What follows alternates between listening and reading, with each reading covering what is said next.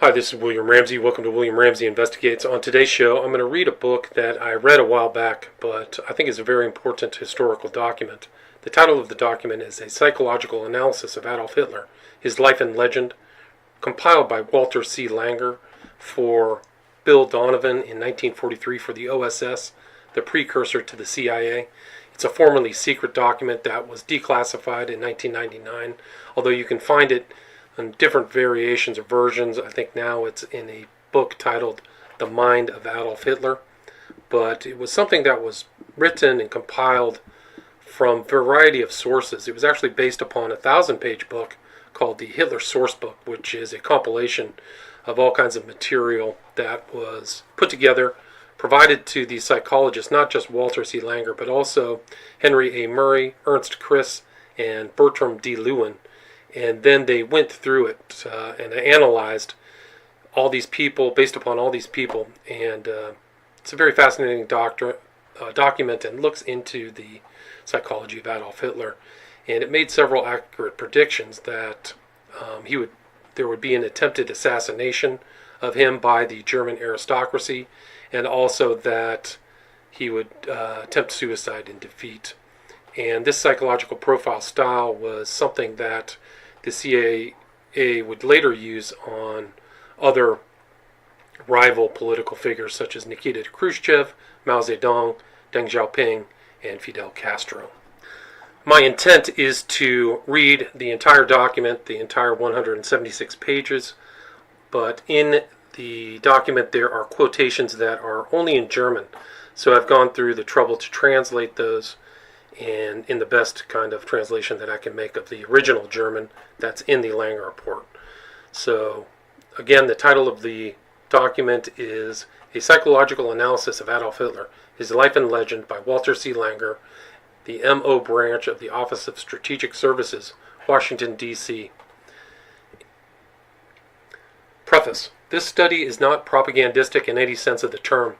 It represents an attempt to screen the wealth of contradictory, conflicting, and unreliable material concerning Hitler into strata which will be helpful to the policymakers and those who wish to frame a counter-propaganda.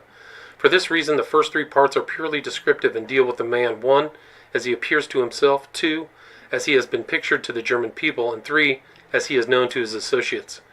These sections contain the basic material for the psychological analyses in sections 4 and 5, in which an attempt is made to understand Hitler as a person and the motivations underlying his actions. The material available for such an analysis is extremely scant and spotty. Fortunately, we have had at our disposal a number of informants who knew Hitler well and who would have been willing to cooperate to the best of their abilities. The study would have been entirely impossible were it not for the fact that there is a relatively high degree of agreement in the description of Hitler's behavior, sentiments, and attitudes given by these several informants. With this as a basis, it seemed worthwhile to proceed with the study, filling in the lacunae with knowledge gained from clinical experience in dealing with individuals of a similar type. This is not an entirely satisfactory procedure from a scientific point of view, but it is the only feasible method at the present time. Throughout the study, we have tried to be as objective as possible in evaluating his strengths as well as his weaknesses. All plain numbers in parentheses refer to the page of the Hitler Source Book, a companion volume in which the original material is found together with the complete reference. Numbers in parentheses preceded by MK or MNO refer to pages in Mein Kampf or My New Order respectively. A detailed index to the original material is to be found at the beginning of the source book. A complete bibliography is appended to this study. It is hoped that the study may be helpful in gaining a deeper insight into Adolf Hitler and the German people, and that it may serve as a guide for our propaganda activities as well as our future dealings with them.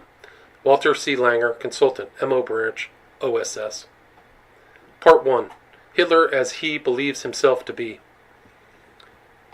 At the time of the reoccupation of the Rhineland in 1936, Hitler made use of an extraordinary figure of speech in describing his own conduct. He said, quote, "I follow my course with the precision and security of a sleepwalker," unquote. Even at that time, it struck the world as an unusual statement for the undisputed leader of 67 million people to make in the midst of an international crisis.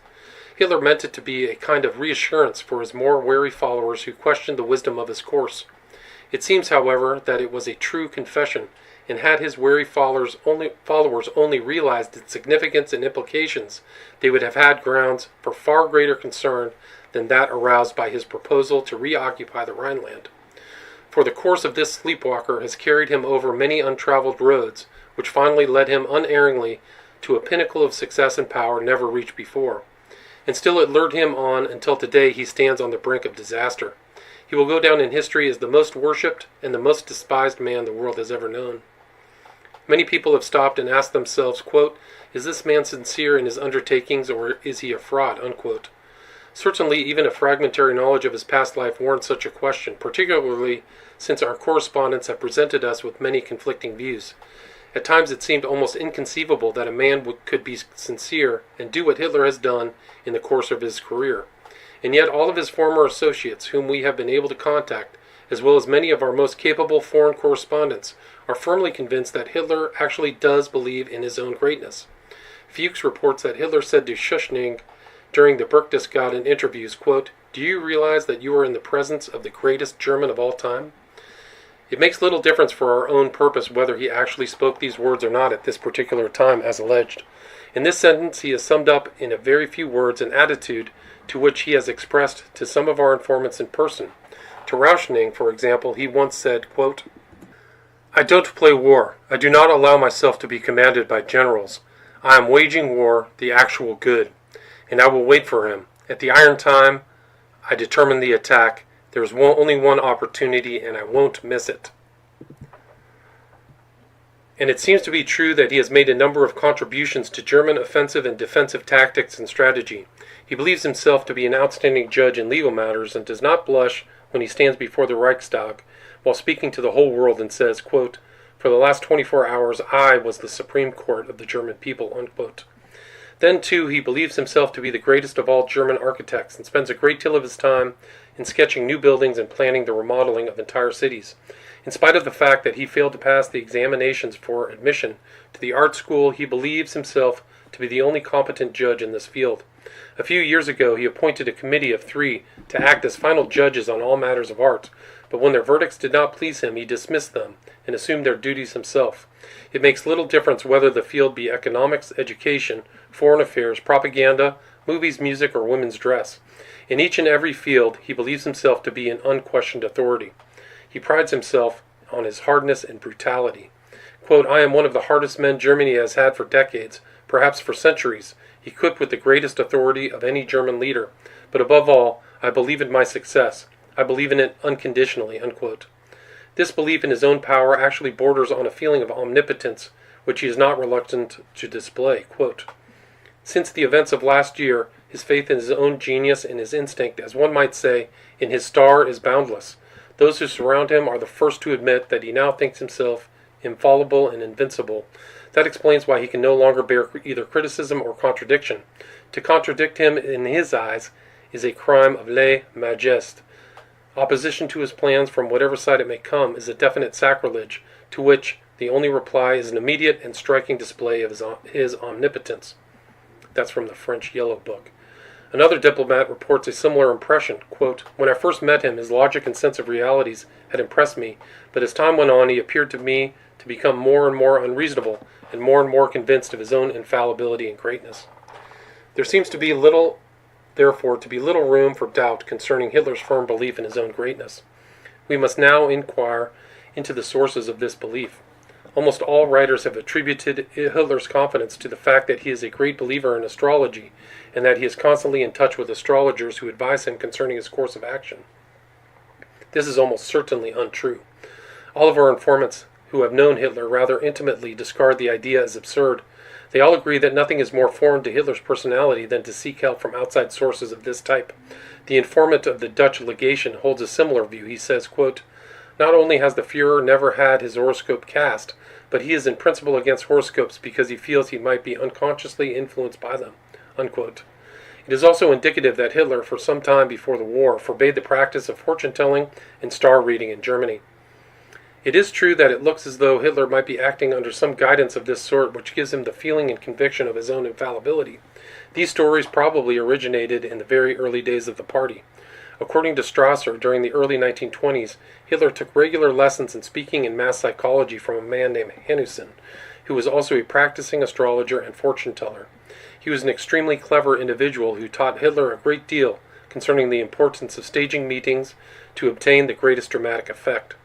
As far as can be learned, he never had any particular interest in the movement or any say on what course it should follow.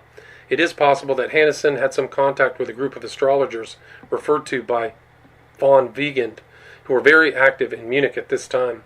Although Hitler too may have come in contact with this group, for von Wiegand writes, quote, "When I first knew Adolf Hitler in Munich in 1921 and 1922, he was in touch with a circle that believed firmly in the portents of the stars. There was much whispering of the coming of another Charlemagne and a new Reich. How far Hitler believed in these astrological forecasts and prophecies in those days I never could get out of Der Führer. He neither denied nor affirmed belief. He was not adverse, however, to making use of the forecast to advance popular faith in himself and his then young and struggling movement. It is quite possible that from these beginnings the myth of his associations with astrologers has grown. Although Hitler has done considerable reading in a variety of fields of study, he does not in any way attribute his infallibility or omniscience to any intellectual endeavor on his part. On the contrary, he frowns on such sources when it comes to guiding the destiny of nations. His opinion of the intellect is, in fact, extremely low, for in various places he makes such statements as the following, quote, "Of secondary importance is the training of mental abilities. Overeducated people, stuffed with knowledge and intellect, but bare of any sound instincts. These impudent rascals, intellectuals who always know everything better than everybody else. The intellect has grown autocratic and has become a disease of life," unquote. Hitler's guide is something different entirely. It seems certain that Hitler believes that he has been sent to Germany by Providence and that he has a particular mission to perform. He is probably not clear on the scope of this mission beyond the fact that he has been chosen to redeem the German people and reshape Europe. Just how this is to be accomplished is also rather vague in his mind, but this does not concern him greatly because an inner voice communicates to him the steps he is to take. This is the guide which leads him on his course with the precision and security of a sleepwalker. Quote, "I carry out the commandments that Providence has laid upon me. No power on earth can shake the German Reich now. Divine Providence has willed it that I carry through the fulfillment of the Germanic task. But if the voice speaks, then I know the time has come to act," unquote. It is this firm conviction that he has a mission and is under the guidance and protection of Providence which is responsible in large part for the contagious effect he has had on the German people. Many people believe that this feeling of destiny and mission have come to Hitler through his successes. This is probably false. Later in our study, Part 5, we will try to show that Hitler has had this feeling for a great many years, although it may not have become a conscious conviction until much later. In any case, it was forcing its way into consciousness during the last war and has played a dominant role in his actions ever since. Mend, one of his comrades, for example, reports, quote, "I do not remember a narrow prophecy in this context. Shortly before Christmas 1915, he told himself that we would still hear a lot from him.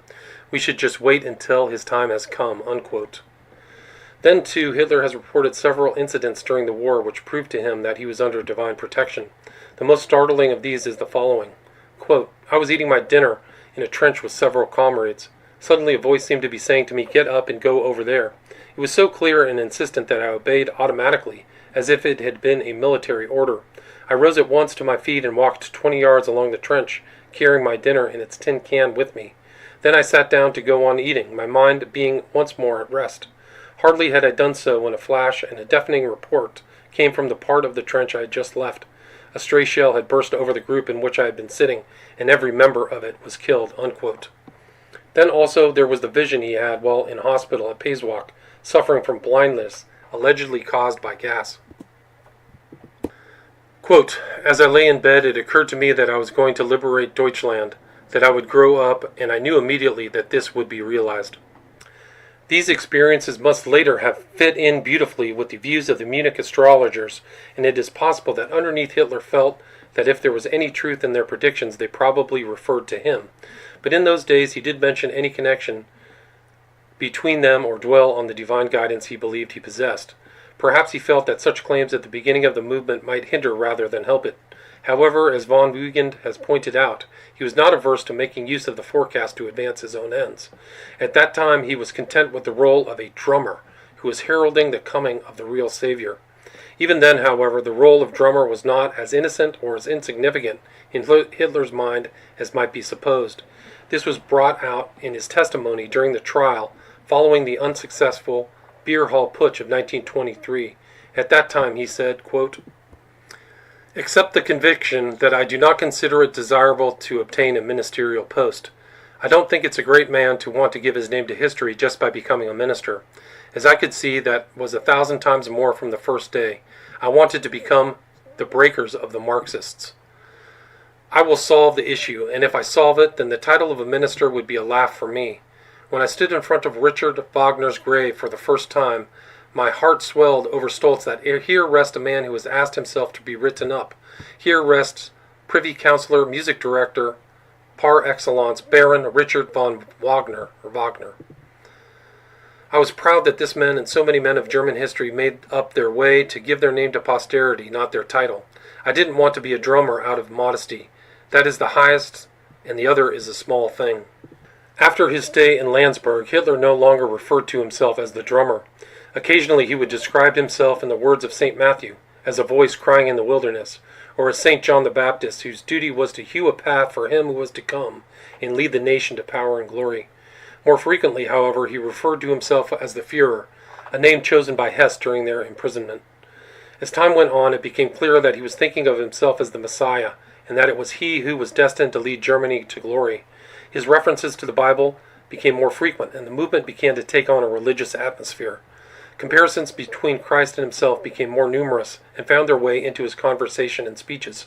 For example, he would say, quote, "When I came to Berlin a few weeks ago and looked at the traffic in the Kurfürstendamm, the luxury, the perversion, the iniquity, the wanton display, and the Jewish materialism disgusted me so thoroughly that I was almost beside myself.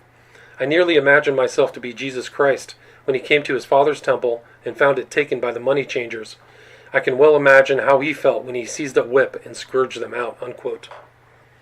During his speech, according to Hafstangl, he swung his whip around violently as though to drive out the Jews and the forces of darkness, the enemies of Germany and German honor.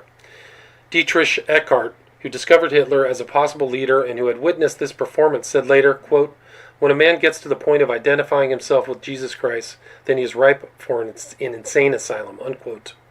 The identification in all this was not with Jesus Christ, the crucified, but Jesus Christ the furious, lashing the crowds. As a matter of fact, Hitler has very little admiration for Christ the crucified. Although he was brought up a Catholic and received communion, during the war he severed his connection with the Church directly afterwards. This kind of Christ he considers soft and weak and unsuitable as a German Messiah. The latter must be hard and brutal if he is to save Germany and lead it to its destiny. Quote, "My feeling as a Christian points me to my Lord and Savior as a fighter. It points me to the man who once in loneliness, surrounded by only a few followers, recognized these Jews for what they were and summoned men to fight against them, and who, God's truth, was greatest not as a sufferer, but as a fighter. In boundless love as a Christian and as a man, I read through the passage which tells us how the Lord rose at last in his might and seized the scourge to drive out of the temple the brood of vipers and adders. How terrific was the fight for the world against the Jewish poison." And to Rauschning he once referred to the Jewish Christ creed with its effeminate pity ethics. It is not clear from the evidence whether the new state religion was part of Hitler's plan or whether developments were such that it became feasible. It is true that Rosenberg had long advocated such a move, but there is no evidence that Hitler was inclined to take such a drastic step until after he had come to power. It is possible that he felt he needed the power before he could initiate such a change, or it may be that his series of successes were so startling that people spontaneously adopted a religious attitude towards him, which made the move more or less obvious. In any case, he has accepted this godlike role without any hesitation or embarrassment. White tells us that now, when he is addressed with the salutation, "Heil Hitler, our Savior," he bows slightly at the compliment in the phrase and believes it. As time goes on, it becomes more and more certain that Hitler believes that he really is the chosen one, and that in his thinking he conceives of himself as a second Christ who has been sent to institute in the world a new system of values based upon brutality and violence. He has fallen in love with the image of himself in this role and has surrounded himself with his own portraits. His mission seems to lure him to still greater heights. Not content with the role of transitory savior, it pushes him on to higher goals. He must set the pattern for generations to come. Von Wiegen says, quote, "In vital matters, Hitler is far from unmindful of the name and record of success and failure he will leave to posterity," unquote. Nor is he content to allow these patterns to evolve in a natural way. In order to guarantee the future, he feels that he alone can bind it to these principles. He believes, therefore, that he must become an immortal to the German people. Everything must be huge and befitting as a monument to the honor of Hitler. His idea of a permanent building is one which will endure at least 1,000 years. His highways must be known as Hitler highways, and they must endure for longer periods of time than the Napoleonic roads. He must always be doing the impossible and leaving his mark on the country. This is one of the ways in which he hopes to stay alive in the minds of the German people for generations to come. It is alleged by many writers, among them Hafner, Huss, and Wagner, that he has already drawn extensive plans for his own mausoleum. Our informants who left Germany some time ago are not in a position to verify these reports. They consider them well within the realm of possibility, however. This mausoleum is to be the Mecca of Germany after his death. It is to be a tremendous monument about 700 feet high, with all the details worked out so that the greatest psychological effect might be attained. It is also alleged that his first errand in Paris after the conquest in 1940 was a visit to the Dôme des Invalides to study the monument to Napoleon. He found this lacking in many respects. For example, they had put him down in a hole, which forced people to look down rather than high up. Quote, "I shall never make such a mistake," Hitler said suddenly. "I know how to keep my hold on people after I've passed on. I shall be the Führer they look up at and go home to talk of and remember. My life shall not end in the mere form of death. It will, on the contrary, begin then." Unquote. It was believed for a time that the Kelstein had been originally built as an eternal mausoleum by Hitler. It seems, however, that if that was his original intention, he has abandoned it in favor of something even more grandiose. Perhaps the Kelstein was too inaccessible to enable large numbers of people to come and touch his tomb in order to become inspired. In any case, it seems far more extravagant plans have been developed. His plan, if it is to be successful, needs constant emotional play on hysteric mass minds, and the more he can arrange the ways and means of achieving this after he dies, the more assured he is of attaining his final goal. Quote, "He is firmly convinced that the furious pace and the epochal age in which he lived and moved, he really is convinced that he is the motivating force and the molder of that age, will terminate soon after his death, swinging the world by nature and inclination into a long span of digestive process marked by a sort of quiet inactivity. People in his 1,000-year Reich will build monuments to him and go around to touch and look at the things he has built," he thought. He said as much on that glorified visit to Rome in 1938, adding that 1,000 years hence the greatness and not the ruins of his own time must intrigue the people of those faraway days. For, believe it or not, this is how the mind of this man Hitler projects itself without a blush over the centuries. Unquote. There was a time a few years ago when he spoke a good deal about retiring when his work was done. It was assumed that he would then take up his residence in Berchtesgaden and sit as God who guides the destinies of the Reich until he dies. In July 1933, while visiting the Wagner family, he talked at length about getting old and complained bitterly that 10 years of valuable time had been lost between the beer hall putsch in 1923 and his ascension to power. This was all very regrettable, since he predicted that it would take 22 years to get things in adequate shape so that he could turn them over to his successor. It is supposed by some writers that during this period of retirement he could also write a book which would stand for eternity, as great as a Bible of National Socialism. This is all rather interesting in view of Rome's statement made many years ago. Quote, "He prefers to sit in the mountains and play the dear God." Unquote. A survey of all the evidence forces us to conclude that Hitler believes himself destined to become an immortal Hitler, chosen by God to be the new deliverer of Germany and the founder of a new social order for the world. He firmly believes this and is certain that in spite of all the trials and tribulations through which he must pass, he will finally attain that goal. The one condition is that he follow the dictates of the inner voice which have guided and protected him in the past. This conviction is not rooted in the truth of the ideas he imparts, but is based on the conviction of his own personal greatness. Howard K. Smith makes an interesting observation. Quote, I was convinced that of all the millions on whom the Hitler myth had fastened itself, the most carried away was Adolf Hitler himself. Unquote. We will have occasion in Part 5 to examine the origins of this conviction and the role it plays in Hitler's psychological economy. Part 2. Hitler as the German people know him. When we try to formulate a conception of Adolf Hitler as the German people know him, we must not forget that their knowledge of him is limited by a controlled press. Many thousands of Germans have seen him in person, particularly in the past, and can use this experience as a basis for their individual conception of him. Hitler, from a physical point of view, is not, however, a very imposing figure, certainly not the Platonic idea of a great fighting leader, or the deliverer of Germany and the creator of a new Reich. In height he is a little below average. His hips are wide and his shoulders relatively narrow. His muscles are flabby, his legs short, thin, and spindly, the latter being hidden in the past by heavy boots and more recently by long trousers. He has a large torso and is hollow-chested to the point where it is said that he has his uniforms padded. From a physical point of view, he could not pass the requirements to his own elite guard. His dress in the early days was no more attractive. He frequently wore the Bavarian mountain costume of leather shorts with white shirt and suspenders. These were not always too clean, and with his mouth full of brown, rotten teeth and his dirty, long fingernails, he presented rather a grotesque figure. At this time he also had a pointed beard, and his dark brown hair was parted in the middle and pasted down flat against his head with oil. Nor was his gait that of a soldier. Quote, it was a very ladylike walk, dainty little steps. Every few steps he cocked his right shoulder nervously, his left leg snapping up as he did so. Unquote. He also had a tic in his face, which caused the corner of his lips to curl upward. When speaking, he always dressed in a common-looking blue suit, which robbed him of all distinctiveness. At the trial following the unsuccessful beer hall putsch, Edgar Maurer, who saw him for the first time, asked himself, quote, was this provincial dandy with his slick dark hair, his cutaway coat, his awkward gestures and glib tongue, the terrible rebel? He seemed for all the world like a traveling salesman for a clothing firm. Unquote. Nor did he make a much better impression later on. Dorothy Thompson, upon her first meeting, described him in the following terms. Unquote. Quote, he is formless, almost faceless, a man whose countenance is a caricature, a man whose framework seems cartilaginous, without bones. He is inconsequent and voluble, ill-poised and insecure. He is the very prototype of the little man. Unquote.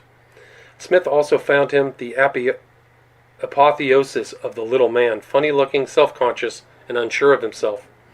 It may be supposed that this is only the judgment of American journalists who have a different standard of masculine beauty.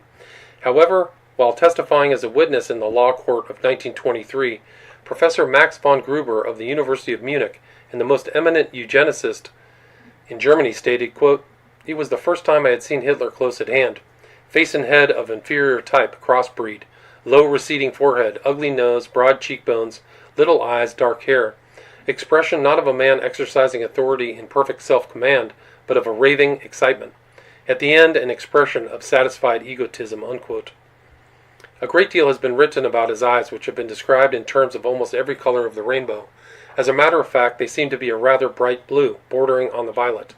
But it is not the color which has attracted people, but rather their depth and a glint, which makes them appear to have a hypnotic quality. One finds stories like the following recurring over and over in the literature. A policeman who is noted for his antipathy to the Nazi movement is sent to a Hitler meeting to maintain order. While standing at his post, Hitler enters. Quote, he gazed into the police officer's eye with that fatal, hypnotizing, and irresistible glare which swept the poor officer right off his feet. Clicking to attention, he confessed to me this morning, since last night I am a National Socialist. Heil Hitler. Unquote. These stories are not all from the Nazi propaganda agencies. Very reliable people now in this country have reported similar incidents among their own personal acquaintances. Even outstanding diplomats have commented on the nature of his eyes and the way in which he uses them when meeting people, often with disastrous effects. Then there are others like Rauschning, who finds his look staring and dead, lacking in brilliance and the sparkle of genuine animation. We need not dwell on his eyes and their peculiar quality, however, since relatively few Germans have come in such close contact with him that they could be seriously affected by them. Whatever effect Hitler's personal appearance may have had on the German people in the past, it is safe to assume that this has been greatly tempered by millions of posters pasted in every conceivable place, which show the Fuhrer as a fairly good-looking individual with a very determined attitude. In addition, the press, newsreels, etc. are continually flooded with carefully prepared photographs showing Hitler at his very best. These have undoubtedly, in the course of time, blotted out any unfavorable impressions he may have created as a real person in the past. The physical Hitler most Germans know now is a fairly presentable individual. The only other real contact the overwhelming majority of people have had with Hitler is through his voice. He was a tireless speaker, and before he came to power, he would sometimes give as many as 3 or 4 speeches on the same day, often in different cities. Even his greatest opponents concede that he is the greatest orator that Germany has ever known. This is a great concession in view of the fact that the qualities of his voice are far from pleasant. Many, in fact, find it distinctly unpleasant. It has a rasping quality which often breaks into a shrill falsetto when he becomes aroused. Nor is it his diction which makes him a great orator. In the early days this was particularly bad. It was a conglomeration of High German with an Austrian dialect which Chupik describes as Nudelige Sprache. Nor was it the structure of his speeches which made him a great orator. On the whole, his speeches were sinfully long, badly constructed, and very repetitious. Some of them are positively painful to read, but nevertheless, when he delivered them, they had an extraordinary effect upon his audiences. His power and fascination in speaking lay almost wholly in his ability to sense what a given audience wanted to hear, then to manipulate his theme in such a way that he would arouse the emotions of the crowd. Strasser says of this talent, quote, Hitler responds to the vibration of the human heart with the delicacy of a seismograph, enabling him, with certainty with which no conscious gift could endow him, to act as a loudspeaker, proclaiming the most secret desires, the least permissible instincts, the sufferings and personal revolts of a whole nation, unquote. Before coming to power, almost all of his speeches centered around the following 3 themes. 1. The treason of November criminals. 2. The rule of the Marxists must be broken. And 3. The world domination of the Jews. No matter what topic was advertised for a given speech, he almost invariably would wind up on one or more of these 3 themes. And yet people liked it and would attend one meeting after another to hear him speak. It was not, therefore, so much what he said that appealed to his audiences as how he said it. Even in the early days, Hitler was a showman with a great sense of the dramatic. Not only did he schedule his speeches late in the evening when his audience would be tired and their resistance lowered through natural causes, but he would always send an assistant ahead of time to make a short speech and warm the audience up. Stormtroopers always played an important role at these meetings and would line the aisle through which he would pass.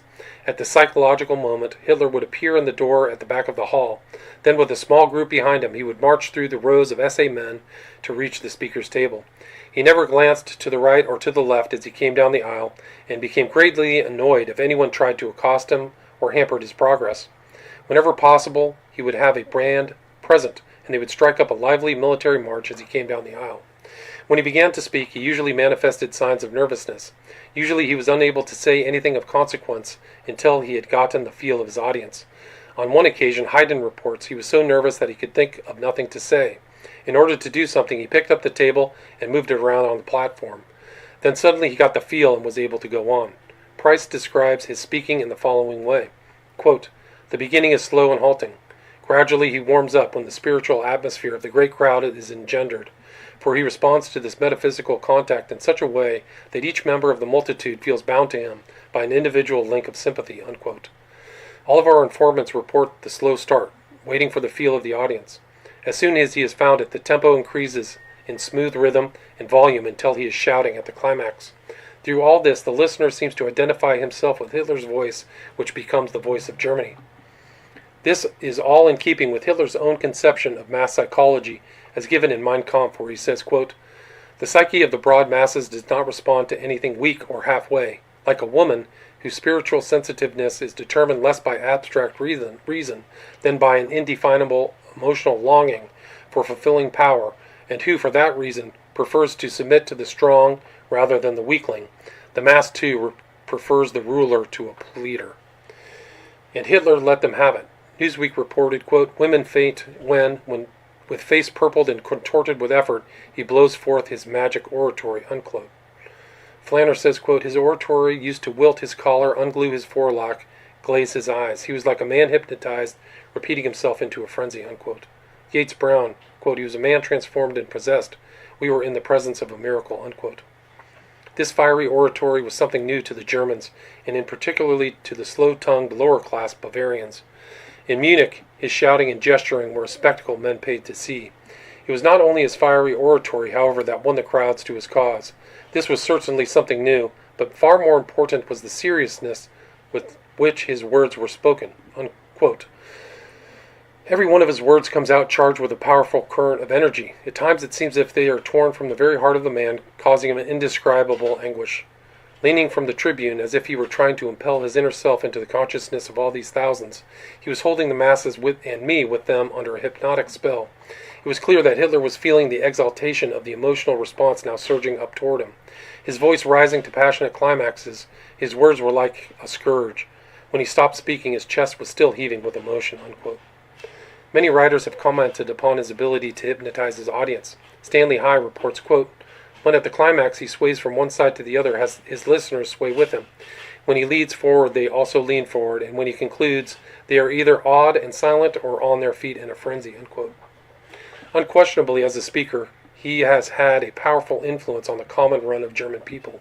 His meetings were always crowded, and by the time he got through speaking, he had completely numbed the critical faculties of his listeners to the point where they were willing to believe almost anything he said. He flattered them and cajoled them. He hurled accusations at them one moment and amused them the next by building up a straw man, which he promptly knocked down. His tongue was like a lash which whipped up the emotions of his audience. And somehow he always managed to say what the majority of the audience was already secretly thinking but could not verbalize. When the audience began to respond, it affected him in return. Before long, to this reciprocal relationship, he and his audience became intoxicated with the emotional appeal of his oratory. It was this Hitler that the German people knew at first hand. Hitler, the fiery orator, who tirelessly rushed from one meaning to another, working himself to the point of exhaustion on their behalf. Hitler, whose heart and soul were in the cause, and who struggled endlessly against overwhelming odds and obstacles to open their eyes to the true state of affairs. Hitler, who could arouse their emotions and channelize them towards goals of national aggrandizement. Hitler, the courageous, who dared to speak the truth and defy national authorities as well as the international oppressors. It was a sincere Hitler that they knew, whose words burned into the most secret recesses of their minds and rebuked them for their own shortcomings. It was the Hitler who would lead them back to self-respect because he had faith in them. This fundamental conception of Hitler made a beautiful foundation for a propaganda build-up.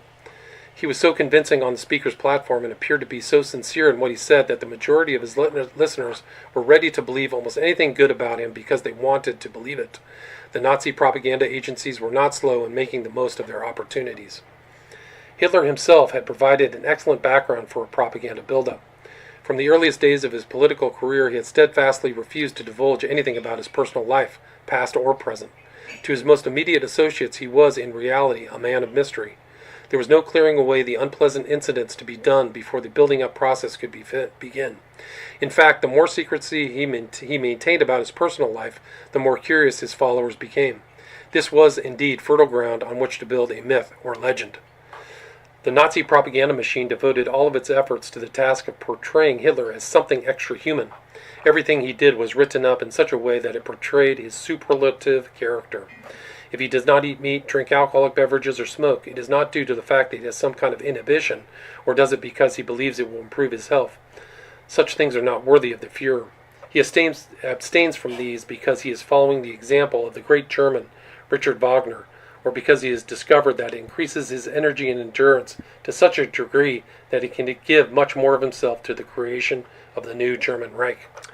Such abstinence also indicates, according to the propaganda, that the Fuhrer is a person with tremendous willpower and self-discipline. Hitler himself fosters this conception, according to Hafstangl, for when someone asked him how he managed to give up these things, he replied, "It is a matter of will. Once I make up my mind not to do a thing, I just don't do it. And once that decision is made, it is taken for always." Isn't that so wonderful? The same is true in the field of sex. As far as the German people know, he has no sex life, and this too is clothed not as an abnormality, but as a great virtue. The Fuhrer is above human weaknesses of this sort, and von Wiegen tells us that he has a profound contempt for the weaknesses in men, for sex and the fools that it makes of them. Hafstangl reports that Hitler frequently makes the statement that he will never marry a woman since Germany is his only bride. However, Hitler, with his deep insight into human nature, appreciates these weaknesses in others and is tolerant of them. He does not even condemn them or forbid them among his closest associates. He is also portrayed in the propaganda as the soul of kindliness and generosity. Endless stories that illustrate these virtues are found over and over again in the literature. Price cites a typical example. An attractive young peasant girl tries to approach him, but is prevented from doing so by the guards. She bursts into tears, and Hitler, seeing her distress, inquires into the cause. She tells him that her fiancé had been expelled from Austria for his Nazi principles, and that he cannot find work, and consequently they cannot get married. Hitler is deeply touched. He promises to find the young man a job, and in addition completely furnishes a flat for them to live in, even down to a baby's cot. Every attempt is made to present him as extremely human, with a deep feeling for the problems of ordinary people.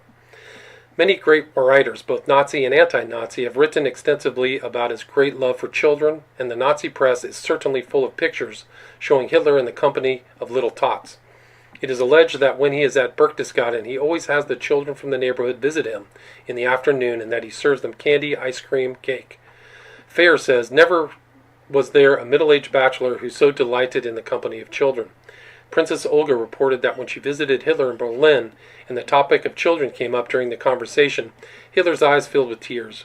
The Nazi press had made extremely good use of this, and endless stories accompany the pictures. Likewise, a great deal is written about his fondness for animals, particularly dogs. Here again, there are numberless pictures to prove it is so. As far as dogs are concerned, the propaganda build-up is Hitler's modesty and simplicity.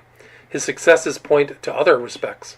One writer even went so far as to attribute his vegetarianism to his inability to tolerate the thought of animals being slaughtered for human consumption.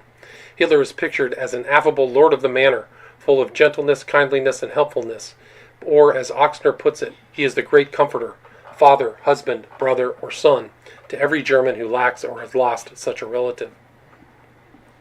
Another trait which has received a great deal of comment in the propaganda is probably fairly nearer the truth, but it goes far beyond that, have never gone to his head. At bottom he is still the simple soul he was when he founded the party, and his greatest joy is to be considered as one of the boys. As proof of this, they point to the fact that he has never sought a crown, that he never appears in gaudy uniforms or does a great deal of entertaining. Even after he came to power, he continued to wear his old trench coat and slouch hat for a time, and when he donned a uniform, it was always that of a simple stormtrooper. Much was written about his fondness for visits from early acquaintances, and how he loved to sit down in the midst of his busy day in order to talk over old times. There was really nothing he liked better than to frequent his old haunts and meet old friends while he was in Munich, or to take part in their festivities. At heart he was still a worker, and his interests were always with the working classes, with whom he felt thoroughly at home. Hitler is also a man of incredible energy and endurance. His day consists of 16 to 18 hours of uninterrupted work. He is absolutely tireless when it comes to working for Germany and its future welfare, and no personal pleasures are permitted to interfere with the carrying out of his mission. The ordinary man in the street cannot imagine a human being in Hitler's position not taking advantage of his opportunity. He can only imagine himself in the same position, reveling in luxuries, and yet here is Hitler who scorns them all. His only conclusion is that Hitler is not an ordinary mortal. Phillips reports the case of a young Nazi who once confided to him, quote, "I would die for Hitler, but I would not change places with Hitler. At least when I wake every morning I can say, 'Hi, Hitler.' But this man, he has no fun in life. No smoking, no drinking, no women. Only work until he falls asleep at night," unquote. A great deal is made of Hitler's determination. It is pointed out over and over again that he never gives up once he has made up his mind to attain a particular goal. No matter how rough the road he plods along in unswerving determination. Even though he receives serious setbacks and the situation appears to be hopeless, he never loses faith and always gets what he goes after.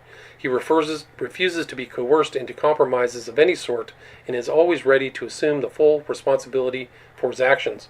The great trials and tribulations through which the party had to pass on its way to power are cited over and over again, and all the credit is given to Hitler and his fanatical faith in the future. Even his refusal to permit ordinary scruples to get in his way is given as a sign of his greatness. The fact that he did not communicate with his family for over 10 years becomes a great virtue, since it meant a severe deprivation to the young man who was determined to make something of himself before he returned home. A great deal of publicity has also been given to his breadth of vision, ability to penetrate the future, and his ability to organize both the party and the country in preparation for obstacles they will have to overcome. According to the propagandist, Hitler is the soul of efficiency and has an extraordinary power of resolving conflicts and simplifying problems which have stumped all experts in the past. In fact, his infallibility and incorruptibility throughout are not only implied but openly stated in no uncertain terms. He is also a person of great patience who would never spill a drop of human blood if it could possibly be avoided. Over and over again one hears of his great patience with the democracies, with Czechoslovakia and with Poland.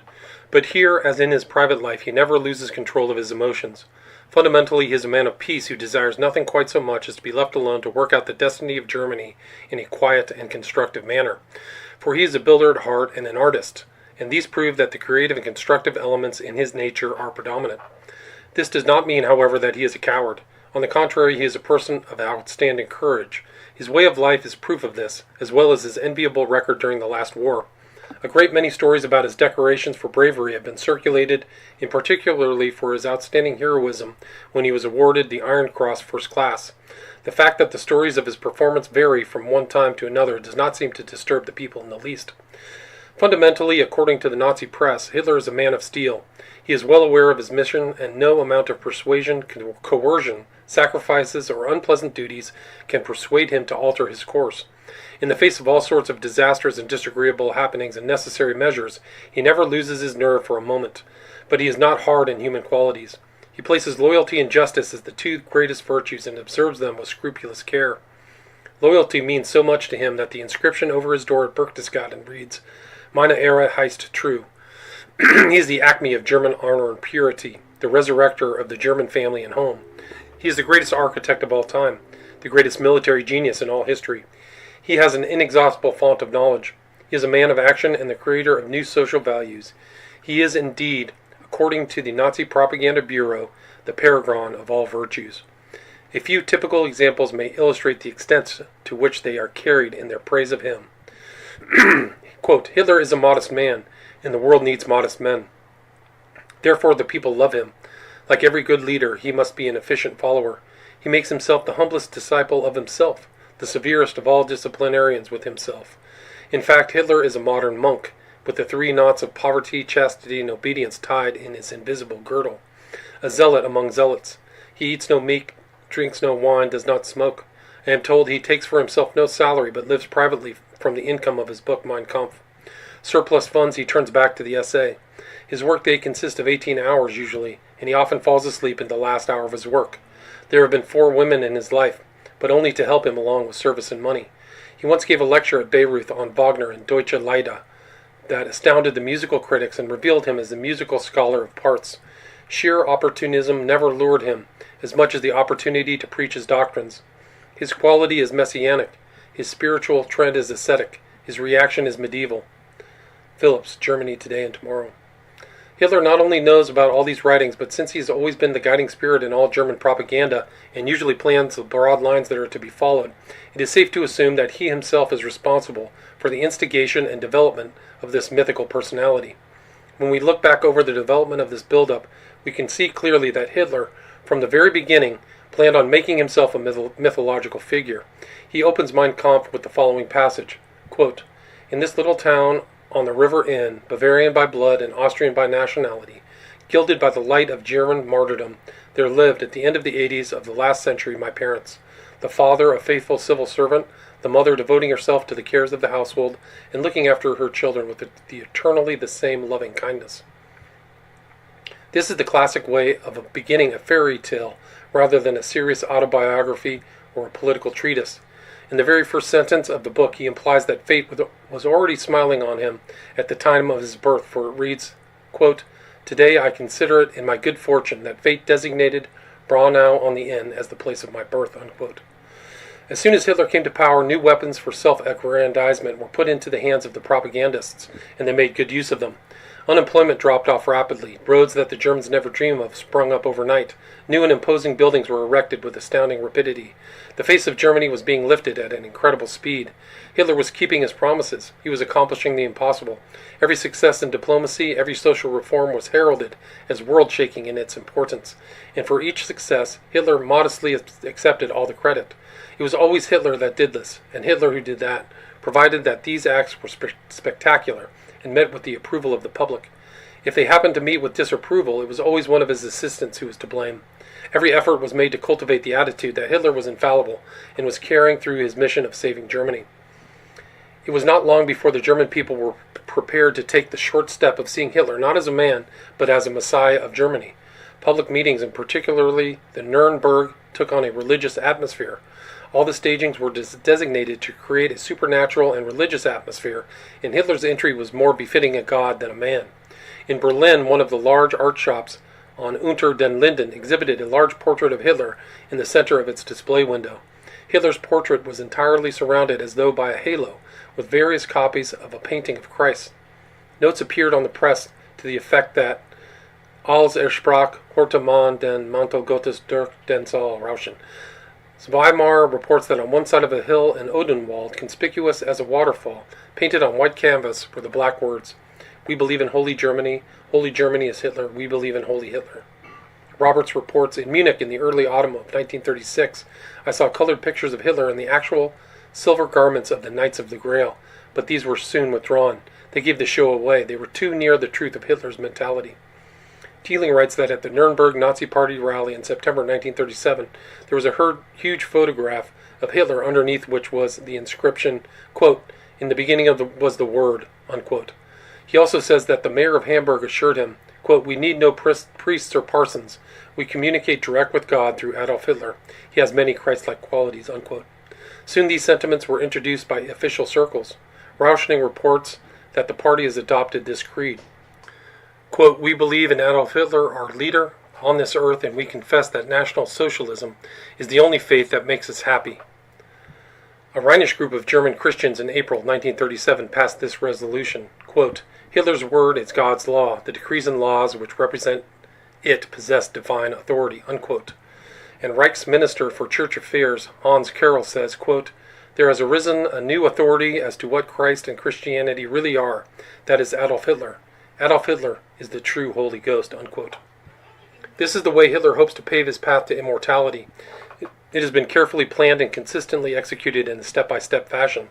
The Hitler the German people know is fundamentally the fiery orator who fascinated them and who has gradually been embroidered by the propaganda until he is now presented to them as a full-fledged deity. Everything else is carefully concealed from them as a whole. How many Germans believe it, we do not know. Some certainly believe it wholeheartedly. Dorothy Thompson writes of such a case, quote, "At Garmisch I met an American from Chicago. He had been at Oberammergau at the Passion Play. 'These people are all crazy,' he said. 'This is not a revolution, it's a revival. They think Hitler is God. Believe it or not, a German woman sat next to me at the Passion Play, and when they hosted Jesus on the cross, she said, 'There he is, that is our Führer, our Hitler.' And when they paid out the 30 pieces of silver to Judas, she said, 'That is Rome who betrayed the leader,' unquote." Extreme cases of this kind are probably not very numerous, but it would be amazing if a small degree of the same type of thinking had not seeped into the picture of Hitler, which many Germans hold.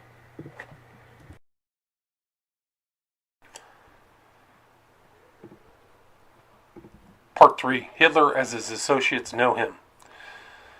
The picture the Nazi propaganda machine has painted of Hitler certainly seems like an extravagant one. Even if we ignore the deifying elements, it seems like a fantasy of a Superman, the paragon of all virtues. Extraordinary as it may seem, however, there are times at which he approximates such a personality and wins the respect and admiration of all of his associates.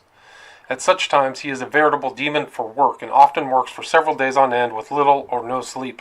His powers of concentration are extraordinary, and he is able to penetrate very complex problems and reduce them to a simple few fundamental factors. He prides himself on this talent and has said to various people, quote, "I have the gift of reducing all problems to their simplest foundations, a gift for tracing back all theories to their roots in reality." And he really has it. Unencumbered with abstract theories or traditional points of view and prejudices, he is able to look at complex problems in a rather naive way and pick out the most salient and significant elements and apply them to the present situation in a fairly simple and workable manner. To be sure, he never solves the entire problem in this way, but only the human elements involved. Since this is the part which interests him most and produces immediate results, it has been rated very highly and has won the admiration of his close associates from the earliest days of his political career. During these periods of activity, Hitler is completely absorbed in the task confronting him. Conference follows conference with great rapidity. His judgments are quick and decisive. He is impatient to get things done and expects everyone to apply himself with an ardor equal to his own. He He therefore demands great sacrifices from his associates. At such times, however, he is also very human. He shows an unusual degree of considerateness towards others and a certain tolerance of their weaknesses. When he calls a halt for meals, he will not eat until his entire staff has been served. When an overzealous servant insists on serving him before others, he will often get up and take the plate over to one of his lowly assistants. During all of this, he is in the best of spirits and jokes with everyone around him. He has an extraordinary memory and continuously recalls amusing incidents from the past lives of those around him. These he tells to his staff at large. He is an excellent mimic and often plays out the role of the individual involved to the great amusement of the staff, while the individual must sit by and witness the performance, much to his own embarrassment.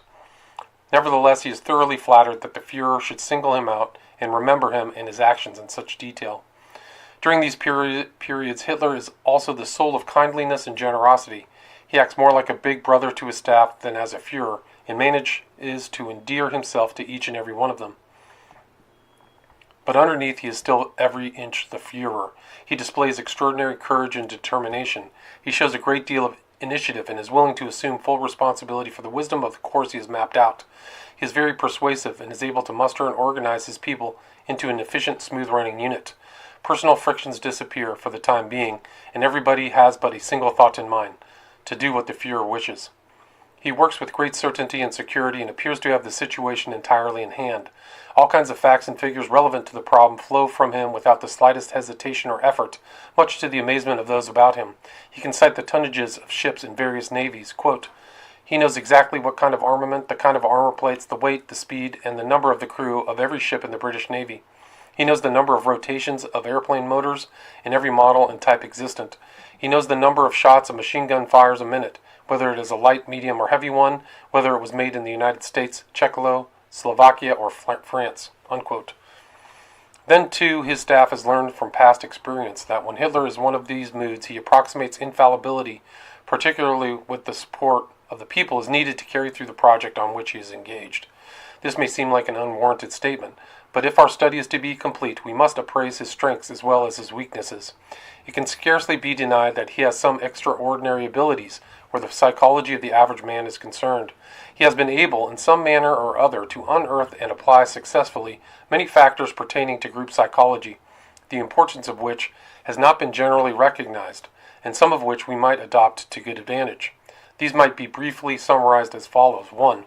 Full appreciation of the importance of the masses in the success of any movement. Hitler has phrased this very well in Mein Kampf. Quote, the lack of knowledge of the internal driving forces of great changes led to an insufficient evaluation of the importance of the great masses of the people. From this resulted the scanty interest in the social question, the deficient courting of the soul of the nation's lower classes. Unquote. 2. Recognition of the inestimable value of winning the support of youth. Realization of the immense momentum given a social movement by the wild fervor and enthusiasm of young people, as well as the importance of early training and indoctrination. 3. Recognition of the role of women in advancing a new movement, and of the fact that the reactions of the masses as a whole have many feminine characteristics. As early as 1923, he said to Hafstangl, quote, do you know the audience at a circus is just like a woman? Die Masse, das Volk ist wie ein Weib. Someone who does not understand the intrinsically feminine character of the masses will never be an effective speaker. Ask yourself, what does a woman expect from a man? Clearness, decision, power, and action. What we want is to get the masses to act. Like a woman, the masses fluctuate between extremes. The crowd is not only like a woman, but women can constitute the most important element in an audience. The women usually lead, then follow the children, and at last, when I have already won over the whole family, follow the fathers. Unquote. And in Mein Kampf he writes, quote, the people in an overwhelming majority are so feminine in their nature and attitude that their activities and thoughts are motivated less by sober consideration than by feeling and sentiment. Unquote. 4. The ability to feel, identify, and express in passionate language the deepest needs and sentiments of the average German and to present opportunities or possibilities for their gratification.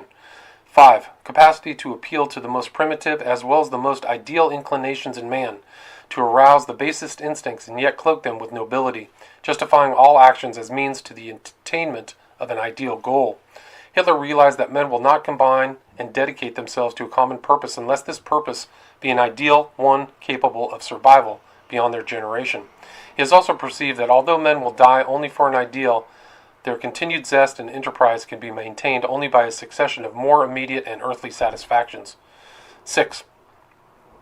Appreciation of the fact that the masses are as hungry for a sustaining ideology and political action as they are for daily bread. Any movement which does not satisfy this spiritual hunger in the masses will not mobilize their wholehearted support and is destined to fail. Quote, all force which does not spring from a firm spiritual foundation will be hesitating and uncertain. It lacks the stability which can only rest on a fanatical view of life. Every attempt at fighting a view of life by means of force will finally fail unless the fight against it represents the form of an attack for the sake of a new spiritual direction. Only in the struggle of two views of life with each other can the weapon of brute force, used continuously and ruthlessly, bring about the decision in favor of the side it supports. Unquote. 7. The ability to portray conflicting human forces in vivid, concrete imagery that is understandable and moving to the ordinary man. This comes down to the use of metaphors in the form of imagery, which, as Aristotle has said, is the most powerful force on earth. 8. The faculty of drawing on the traditions of the people and by reference to the great classical mythological themes evoke the deepest unconscious emotions of the audience. The fact that the unconscious mind is more intensely affected by the great eternal symbols and themes is not generally understood by most modern speakers and writers. 9. Realization that enthusiastic political action does not take place if the emotions are not deeply involved. 10. Appreciation of the willingness, almost desire, of the masses to sacrifice themselves on the altar of social improvement or spiritual values. 11. Realization of the importance of artistry and dramatic intensity in conducting large meetings, rallies, and festivals. This involves not only an appreciation of what the artist, the writer, musician, and painter can accomplish in the way of evoking emotional responses, but also the leader's recognition of the necessity of his participation in the total dramatic effect as chief character and hero. Hitler has become master of all the arts of highlighting his own role in the movement for a greater Germany. Schirrer describes this very well.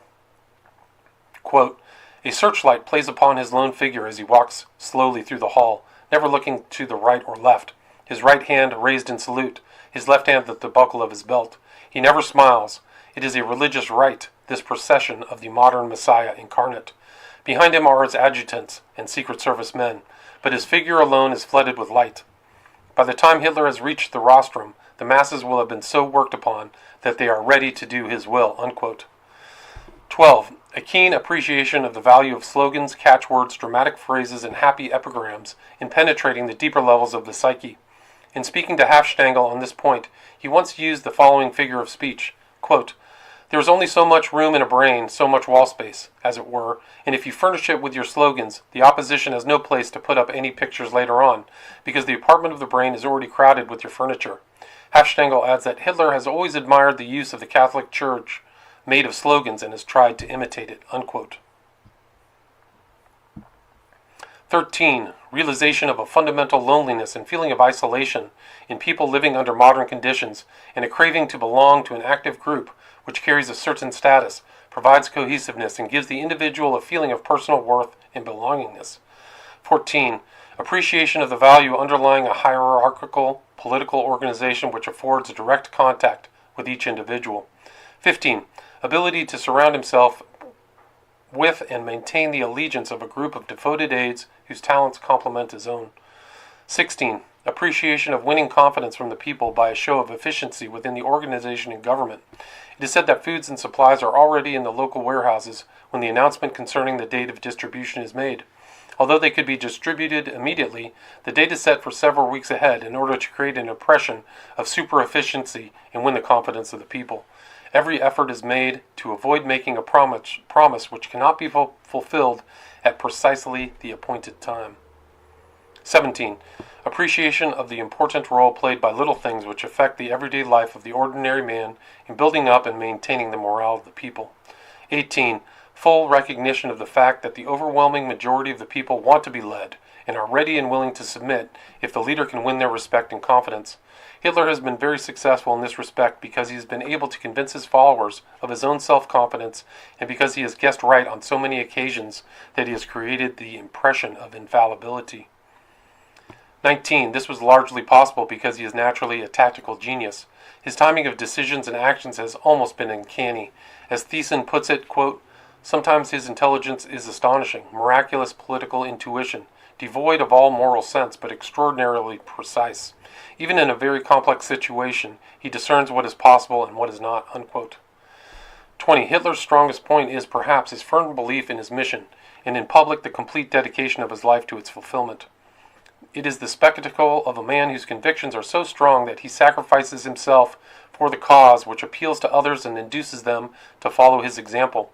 This demands a fanatical stubbornness which Hitler possesses to a high degree. Quote, "Only a storm of glowing passion can turn the destinies of nations, but this passion can only be roused by a man who carries it within himself," unquote.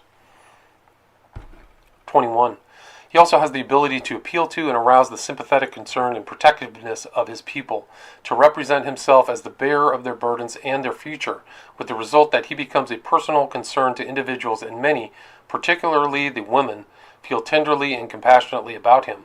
They must always be careful not to inflict undue annoyance or suffering on the Führer. 22. Hitler's ability to repudiate his own conscience in arriving at political decisions has eliminated the force which usually checks and complicates the forward-going thoughts and resolutions of most socially responsible statesmen. He has, therefore, been able to take that course of action which appeals to him as most effective without pulling his punches. The result has been that he has frequently outwitted his adversaries and attained ends which would not have been easily attained by a normal course. Nevertheless, it has helped to build the myth of his infallibility and invincibility. 23. Equally important has been his ability to persuade others to repudiate their individual consciences and assume that role himself. He can then decree for the individual what is right and wrong, permissible and unpermissible, and can use them freely in the attainment of his own ends. As Goering had said, quote, "I have no conscience. My conscience is Adolf Hitler," unquote. 24. This has enabled Hitler to make full use of terror and mobilize the fears of the people, which he evaluated with an almost uncanny precision. 25. He has a capacity for learning from others even though he may be violently opposed to everything they believe and stand for. The use of terror, for example, he says he learned from the communists, the use of slogans from the Catholic Church, the use of propaganda from the democracies, etc. 26. He is a master of the art of propaganda. Luedecke writes, quote, "He has a matchless instinct for taking advantage of every breeze to raise a political whirlwind. No official scandal was so petty that he could not magnify it into high treason. He could ferret out the most deviously ramified corruption in high places and plaster the town with the bad news," unquote. His primary rules were, never allow the public to cool off, never admit a fault or wrong, never concede that there may be some good in your enemy, never leave room for alternatives, never accept blame. Concentrate on one enemy at a time and blame him for everything that goes wrong. People will believe a big lie sooner than the little one, and if you repeat it frequently enough, people will sooner or later believe it. 27. He has the never say die spirit. After some of his severe setbacks, he has been able to get to his immediate associates together and begin making plans for a comeback. Events which would crush most individuals, at least temporarily, seem to act as stimulants to greater efforts in Hitler. These are some of Hitler's outstanding talents and capacities. They have enabled him to attain a position of unprecedented power in an incredibly short period of time, over a rarely used route. No other Nazi in a high position possesses these abilities in any comparable degree, and consequently they could not displace him in the minds of the masses. His associates recognize these capacities in Hitler, and they admire and respect his extraordinary leadership qualities, particularly the influence he has over people. In addition, they love him for his very human qualities when he is at his best and is engaged in some important undertaking. These are aspects of Hitler's personality we should never lose sight of when evaluating his hold on his associates or on the German people. He has a magnetic quality about him which, together with his past accomplishments, wins the allegiance of people and seems to rob them of their critical functions. It is a bond which does not easily dissolve even in the face of evidence that he is not always what he pretends to be. In fact, he is more often than not the exact opposite. We have reviewed Hitler's strength and briefly portrayed his character when he is at his best. It is now time to look at the other side of his personality, the side which is known only to those who are on fairly intimate terms with him. Perhaps the truest words that Goebbels ever wrote are, quote, "The Führer does not change. He is the same now when he was a boy," unquote. If we glance at his boyhood, we find that Hitler was far from a model student. He studied what he wanted to study and did fairly well in these subjects. Things which did not interest him he simply ignored, even though his marks were unsatisfactory or failing. For over a year before his mother died, he did nothing, as far as can be determined, except lie around the house or occasionally paint a few watercolors. Although they were in difficult financial circumstances, he did not seek work or try to improve himself in school. He was self-willed, shy, and inactive. In Vienna, after his mother died, he continued this pattern even though he was frequently on the verge of starvation and reduced to begging on the streets. Hanisch, who was his flophouse buddy, reports that he was never an ardent worker, was unable to get up in the morning, and had difficulty in getting started, and seemed to be suffering from a paralysis of the will. As soon as he had sold a picture and had a little money in his pocket, he stopped work and spent his time listening to Parliament, reading newspapers in the cafes, or delivering lengthy political dissertations to his fellows in the hostel. This behavior he justified on the grounds that, quote, he must have leisure, he was not a coolie, unquote. When Hanisch asked him one day what he was waiting for, Hitler replied, I don't know myself. As an adult, he is still this little boy, except when he is in one of his active moods. In 1931, Billing wrote, quote, the internal difficulties of a Hitler government will lie in the person of Hitler himself. Hitler will not be able to avoid a regulated spiritual activity. Ludica also wrote, he had a typical Austrian Schlamperei, which is layabout. He suffered from all-embracing disorderliness. Naturally, this grew less in time, but at the beginning it was apparent in everything. It was indeed so apparent that early in the history of the movement, the party engaged a secretary whose duty it was to keep track of Hitler and see to it that he fulfilled his duties and obligations. The move was only partially successful, however. Quote, Hitler was always on the go, but rarely on time, unquote. He is still rarely on time and frequently keeps important foreign diplomats as well as his own staff waiting for considerable periods of time. He is unable to maintain any kind of a working schedule. His hours are most irregular, and he may go to bed any time between midnight and 7 o'clock in the morning and get up anywhere from 9 o'clock in the morning to 2 in the afternoon. In later years, the hours tended to get later, but it was unusual for him, just before the war, to go to bed before daybreak. The night, however, was not spent in working, as his propaganda agents allege, but in viewing one or two feature movies, endless newsreels, listening to music, entertaining film stars, or just sitting around chatting with his staff. He seemed to have a violent dislike for going to bed or being alone. Frequently, he would ring for his adjutants in the middle of the night after his guest had gone home and demand they sit up and talk to him. It was not that he had anything to say, and often the adjutants would fall asleep listening to him talk about nothing of importance. As long as one of them remained awake, however, he would not be offended. There was an unwritten law among his immediate staff never to ask a question at those early morning sessions, because to do so might get Hitler off on another subject and force them to remain for another hour. Hitler sleeps very badly and has been in the habit for years of taking a sleeping powder every night before retiring. It is possible that he demands someone to be with him in the hope that the powder will take effect and he will be overcome with sleep. His behavior, however, is not in keeping with this hypothesis, for he carries on a monologue and frequently gets very much stirred up about the topic. This is hardly conducive to sleep, and we must suppose that there is some other reason for his late hours. Even after he has dismissed his adjutants and goes to bed, he usually takes an armful of illustrated periodicals with him. These are usually magazines with pictures concerning naval and military matters, and American magazines are usually included. Schreiber reports that he has been informed that since the war broke out, Hitler has been keeping better hours and regularly has his first breakfast at 7 a.m. and his second breakfast at 9 a.m. This may have been so during the early days of the war, but it is very doubtful that Hitler could keep up this schedule for any length of time. Rauschening claims that Hitler has a bed compulsion, which demands that the bed be made in a particular way, with the quilt folded according to a prescribed pattern, and that a man must make the bed before he can go to sleep. We have no other information on this subject, but from his general psychological structure, such a compulsion would be possible. His working day before the war was equally disorderly. Rauschening reports, he does not know how to work steadily. Indeed, he is incapable of working. He dislikes desk work and seldom glances at the piles of reports which are placed on his desk daily. No matter how important these may be or how much his adjutants may urge him to attend to a particular matter, he refuses to take them seriously unless it happens to be a project which interests him. On the whole, few reports interest him unless they deal with military or naval affairs or political matters. He seldom sits in a cabinet meeting because they bore him. On several occasions when sufficient pressure was brought to bear, he did attend but got up abruptly during the session and left without apology. Later it was discovered that he had gone to his private theater and had the operator show some film that he liked particularly. On the whole, he prefers to discuss cabinet members with each member in person, then communicate his decision to the group as a whole. He has a passion for the latest news and for photographs of himself. If Hoffman, the official party photographer, happens to appear or someone happens to enter his office with a newspaper, he will interrupt the most important meeting in order to scan through it. Very frequently he becomes so absorbed in the news or in his own photographs that he completely forgets the topic under discussion. Ludica writes, quote, "Even on ordinary days in those times, it was almost impossible to keep Hitler concentrated on one point.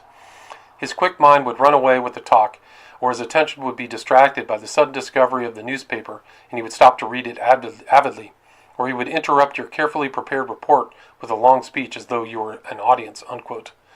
And Hafschnagel reports that his staff is usually in despair on account of his procrastination. He never takes their protests in this respect very seriously and usually brushes them aside by saying, quote, "Problems are not solved by getting fidgety. If the time is ripe, the matter will be settled one way or another," unquote. Although Hitler tries to present himself as a very decisive individual who never hesitates when he is confronted by a difficult situation, he is usually far from it. It is at just these times that his procrastination becomes most marked. At such times it is almost impossible to get him to take action on anything. He stays very much by himself and is frequently almost inaccessible to his immediate staff. He often becomes depressed, is in bad humor, talks little, and prefers to read a book, look at movies, or play with architectural models. According to the Dutch report, his hesitation to act is not due to divergent views among his advisers. At such times he seldom pays very much attention to them and prefers not to discuss the matter. Quote, "What is known as the mastery of material was quite unimportant to him. He quickly became impatient if the details of a problem were brought to him. He was greatly adverse to experts and had little regard for their opinion. He looked upon them as mere hacks, as brush cleaners and color grinders," unquote. On some occasions he has been known to leave Berlin without a word and go to Berchtesgaden, where he spends his time walking in the country entirely by himself. Rauschning, who has met him on such occasions, says, quote, "He recognizes nobody then. He wants to be alone. There are times when he flees from human society," unquote. Rome frequently said, "Usually he solves suddenly, at the very last minute, a situation that has become intolerable and dangerous only because he vacillates and procrastinates," unquote. It is during these periods of inactivity that Hitler is waiting for his inner voice to guide him. He does not think the problem through in a normal way, but waits until the solution is presented to him. To Rauschning he said, quote, "Unless I have the incorruptible conviction this is the solution, I do nothing. Not even if the whole party tried to drive me to action. I will not act. I will wait, no matter what happens. But if the voice speaks, then I know the time has come to act," unquote. These periods of indecision may last from a few days to several weeks. If he is induced to talk about the problem during this time, he becomes ill-natured and bad-tempered. However, when the solution has been given to him, he has a great desire to express himself. He then calls in his adjutants, and they must sit and listen to him until he is finished, no matter what time it happens to be. On these occasions, he does not want them to question him or even to understand him. It seems that he just wants to talk. After this recital to his adjutants, Hitler calls in his advisers and informs them of his decision. When he is finished, they are free to express their opinions. If Hitler thinks that one of these opinions is worthwhile, he will listen for a long time, but usually these opinions have little influence on his decision when this stage has been reached. Only if someone succeeds in introducing new factors is there any possibility of getting him to change his mind. If someone voices the opinion that the proposed plan is too difficult or onerous, he becomes extremely angry and frequently says, quote, "I do not look for people having clever ideas of their own, but rather people who are clever in finding ways and means to carrying out my ideas," unquote. As soon as he has the solution to a problem, his mood changes very radically. He is again the Führer we have described at the beginning of this section. Quote, "He is very cheerful, jokes all the time, and does not give anybody an opportunity to speak, while he himself makes fun of everybody," unquote. This mood lasts throughout the period when necessary work has to be done. As soon as the requisite orders have been given to put the plan into execution, however, Hitler seems to lose interest in it. He becomes perfectly calm, occupies himself with other matters, and sleeps unusually long hours. This is a very fundamental trait in Hitler's character structure. He does not think things out in a logical and consistent fashion, gathering all available information pertinent to the problem, mapping out alternative courses of action, then weighing the evidence pro and con for each of them before reaching a decision. His mental processes operate in reverse. Instead of studying the problem as an intellectual would do, he avoids it and occupies himself with other things until unconscious processes furnish him with a solution. Having the solution, he then begins to look for facts which will prove that it is correct. In this procedure, he is very clever, and by the time he presents it to his associates, it has the appearance of a rational judgment. Nevertheless, his thought processes proceed from the emotional to the factual, instead of starting with the facts as an intellectual normally does. It is this characteristic of his thinking process which makes it difficult for ordinary people to understand Hitler or to predict his future actions. His orientation in this respect is that of an artist and not that of a statesman.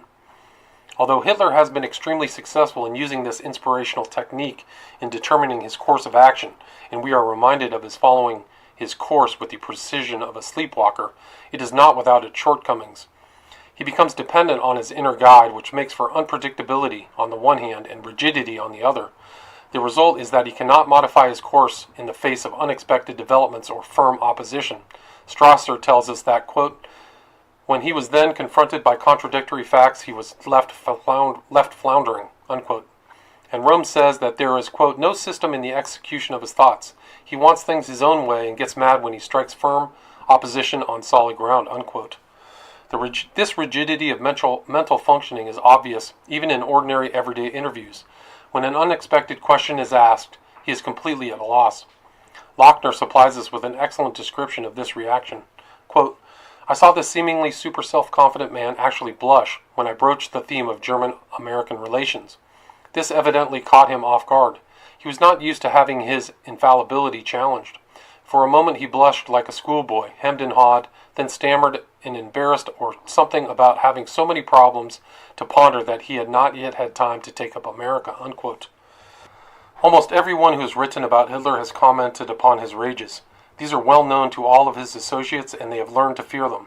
The descriptions of his behavior during these rages vary considerably. The more extreme descriptions claim that at climax he rolls on the floor and chews on the carpets. Shirer reports that in 1938 he did this so often that his associates frequently referred to him as the Tippig-Fresher. Not one of our informants who has been close to Hitler, people like Hafstangl, Strasser, Rauschning, Hohenlohe, Friedlinde, Wagner, and Lüdecke, have ever seen him behave in this manner. Moreover, they are all firmly convinced that this is a gross exaggeration, and that the informant of the Dutch legation says that this aspect must be relegated to the domain of Gruelmärchen. Even without this added touch of chewing the carpet, his behavior is still extremely violent and shows an utter lack of emotional control. In the worst rages, he undoubtedly acts like a spoiled child who cannot have his own way and bangs his fist on the tables and walls. He scolds and shouts and stammers, and on some occasions foaming saliva gathers in the corners of his mouth. Rauschning, in describing one of these uncontrolled exhibitions, says, quote, he was an alarming sight, his hair disheveled, his eyes fixed, and his face distorted and purple. I feared that he would collapse or have a stroke, unquote. It must not be supposed, however, that these rages occur only when he is crossed on major issues. On the contrary, very insignificant matters might call out this reaction.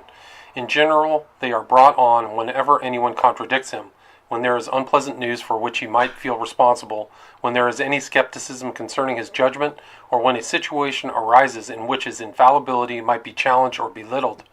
Von Wiegen reports that among his staff there is a tacit understanding, quote, for God's sake don't excite the Fuhrer, which means do not tell him bad news. Do not mention things which are not as he conceives them to be, unquote.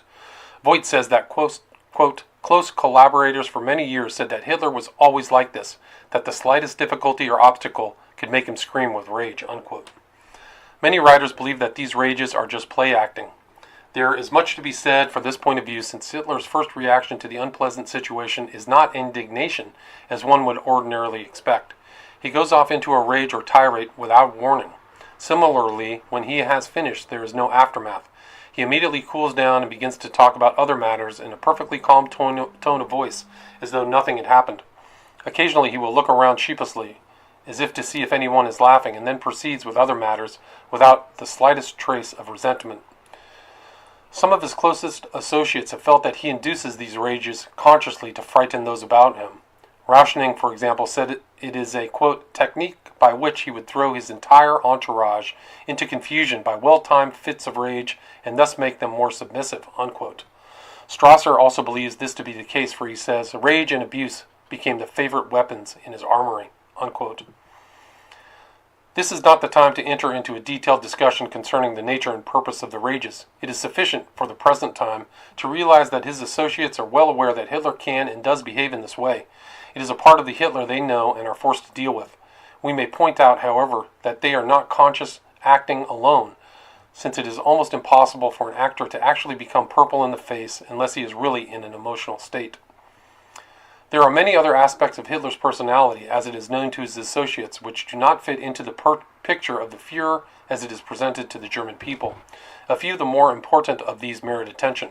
Hitler is represented as a man of great courage, with nerves of steel, who is always in complete control of every situation.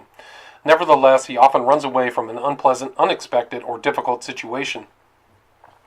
Bales reports 2 incidents that illustrate this reaction. Quote, particularly noticeable is his inability to cope with unexpected situations, this having been amusingly revealed when he laid the cornerstone of the House of the German Art in Munich. On this occasion he was handed a dainty rococo hammer for delivering the 3 traditional strokes to the cornerstone, but not realizing the fragility of the rococo, he brought the hammer down with such force that at the very first stroke it broke into bits. Then, instead of waiting for another hammer, Hitler completely lost his composure, blushed, looked wildly about him in the manner of a small boy caught stealing jam, and almost ran from the scene, leaving the cornerstone unlaid. His enjoyment of the Berlin Olympic Games was completely spoiled when a fanatical Dutch woman who had achieved a personal presentation suddenly clasped him in two hefty arms and tried to kiss him in plain view of 100,000 spectators. Hitler could not regain his composure or stand the irreverent guffaws of foreign visitors and left the stadium, unquote. This type of behavior is illustrated even more clearly in relation to Gregor Strasser because the occasion was one of extreme importance to Hitler. Strasser threatened to split the party if a definite program could not be agreed upon. Hitler avoided the situation as long as possibly he could in the hope that something might happen, that the situation would somehow solve itself.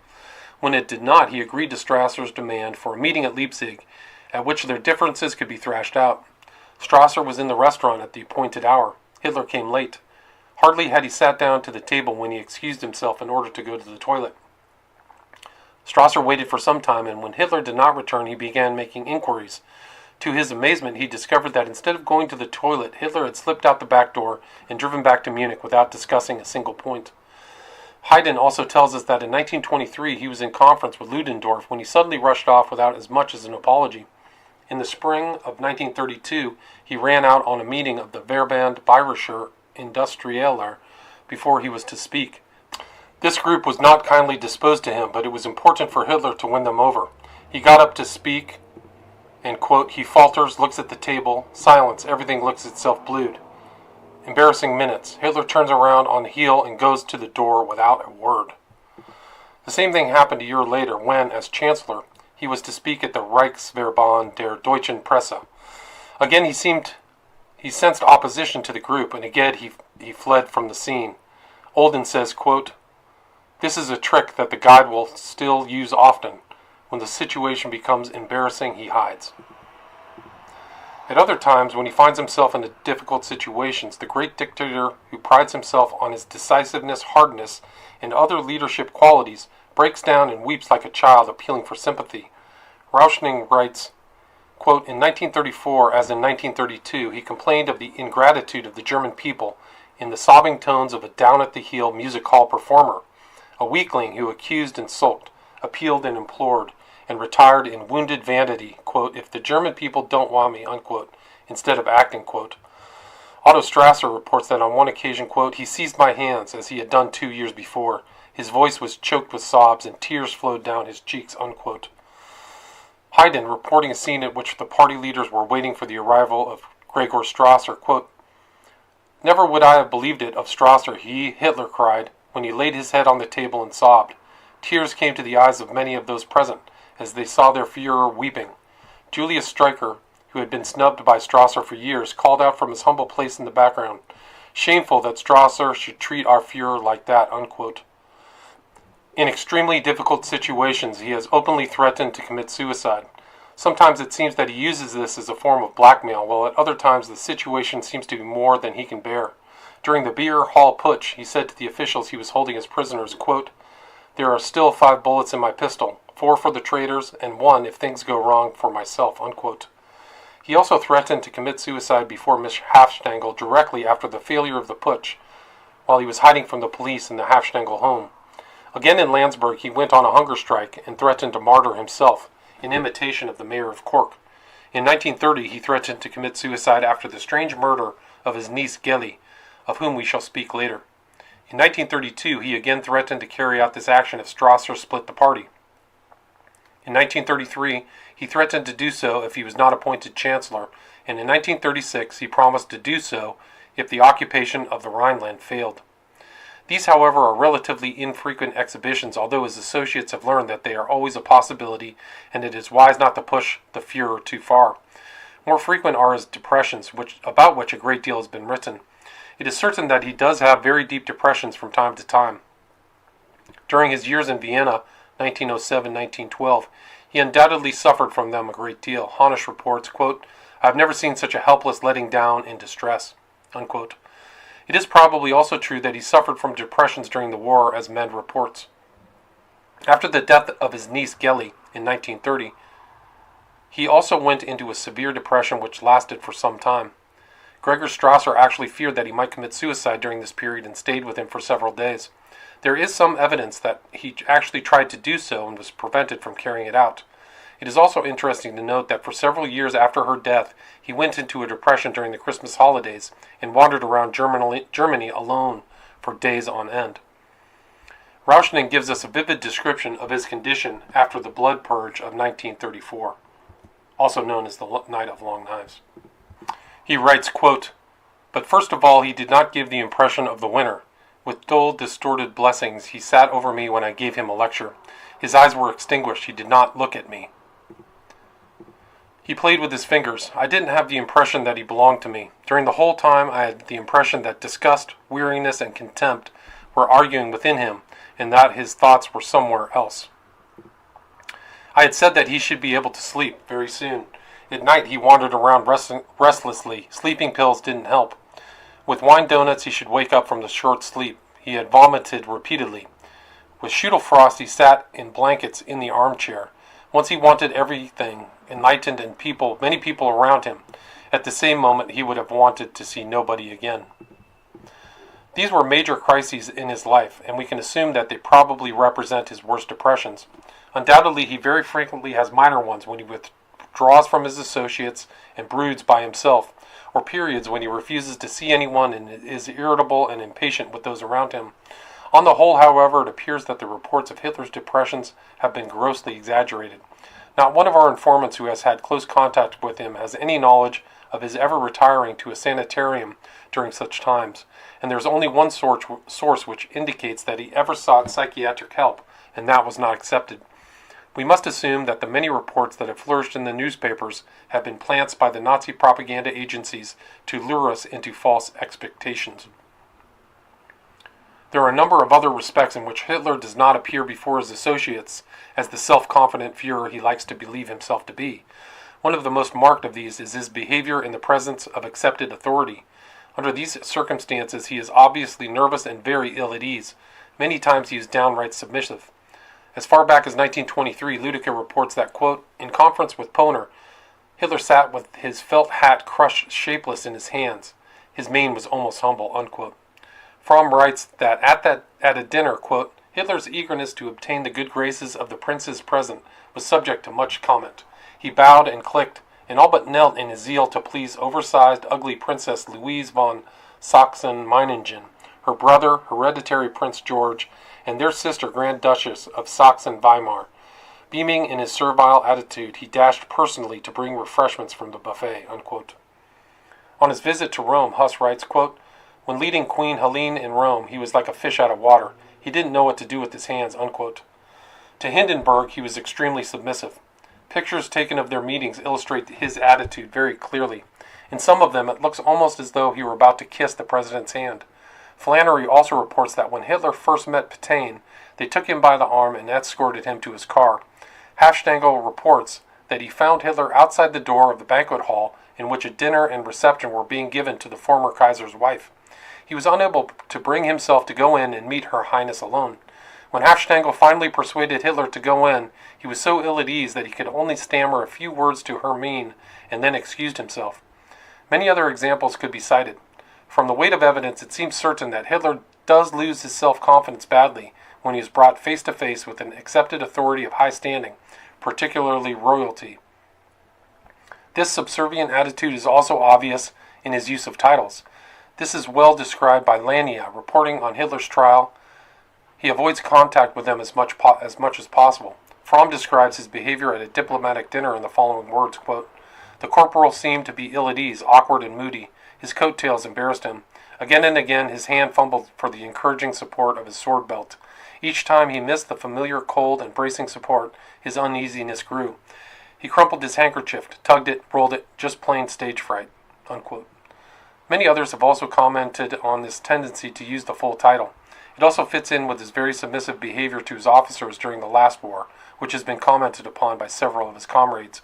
It seems safe to assume that this is a fundamental trait in his character, which becomes less obvious as he climbs the ladder, but it is present nevertheless. The Fuhrer is also ill at ease in the company of diplomats, and, quote, "In the course of his peroration he came to speak at Generals Ludendorff and von Seeckt. At such moments he stood at attention and trumpeted forth the words General and Excellency. It made no difference that one of the generals was on his side, while the other, von Seeckt, commander-in-chief of the Reichswehr, was his enemy. He abandoned himself entirely to the pleasure of pronouncing the high-sounding titles. He never said General Seeckt, he said His Excellency, Herr General von Seeckt, letting the words melt on his tongue and savoring their aftertaste." Unquote. Henderson writes, quote, "It will always be a matter of regret to me that I was never able to study Hitler in private life, as this might have given me the chance to see him under normal conditions and to talk with him as man to man. Except for a few brief words at chance meetings, I never met him except upon official and invariably disagreeable business. He never attended informal parties at which diplomats might be present, and when friends of mine did try to arrange it, he always got out of meeting me in such a manner on the ground of precedent. But he always looked self-conscious when he had to entertain the diplomatic corps, which happened normally 3 times a year." Unquote. Hitler also becomes nervous and tends to lose his composure when he has to meet newspapermen. Being a genius of propaganda, he realizes the power of the press in influencing public opinion, and he always provides the press with choice seats at all ceremonies. When it comes to interviews, however, he feels himself on the defensive and insists that the questions be submitted in advance. When the interview takes place, he is able to maintain considerable poise because he has his answers prepared. Even then, he gives no opportunity to ask for further clarification because he immediately launches into a lengthy dissertation which sometimes develops into a tirade. When this is finished, the interview is over. He is also terrified when he is called upon to speak to intellectuals or any group in which he feels opposition or the possibility of criticism. Hitler's adjustment to people in general is very poor. He is not really on intimate terms with any of his associates. Hess is the only associate, with the possible exception of Streicher, who has ever had the privilege of addressing him with the familiar "du." Even Goering, Goebbels, and Himmler must address him with the more formal "Sie," although each of them would undoubtedly be willing to sacrifice his right hand for the privilege of addressing him in the informal manner. It is true that outside of his official family there are a few people in Germany, notably Miss Beckstein and the Winifred Wagner family, who address him as "du" and call him by his nickname Wolf, but even these are few and far between. On the whole, he always maintains a considerable distance from other people. Luedecke, who was very close to him for a while, writes, quote, "Even in his intimate and cozy moments, I sensed no attitude of familiarity towards him on the part of his staff. There was always a certain distance about him, that subtle quality of aloofness." Unquote. And Fry says, quote, "He lives in the midst of many men, and yet he lives alone." Unquote. It is well known that he cannot carry out a normal conversation or discussion with people. Even if only one person is present, he must do all the talking. His manner of speech soon loses any conversational qualities it might have had and takes on all the characteristics of a lecture and may easily develop into a tirade. He simply forgets his companions and behaves as though he were addressing a multitude. Strasser has given a good brief description of his manner, quote, "Now Hitler drew himself erect and by the faraway look in his eyes showed plainly that he was not speaking merely to me. He was addressing an imaginary audience that stretched far beyond the walls of the living room, unquote.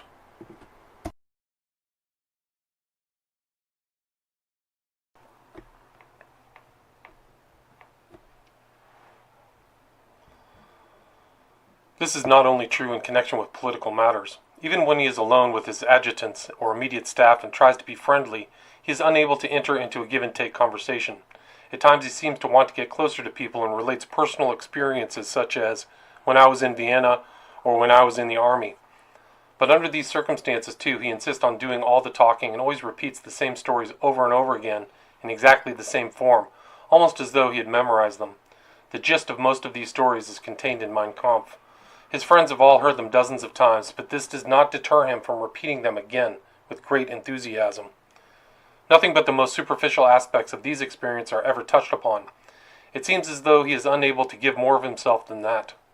Price says that, quote, when more than two people are present, even though they are his intimate circle, there is no general discourse.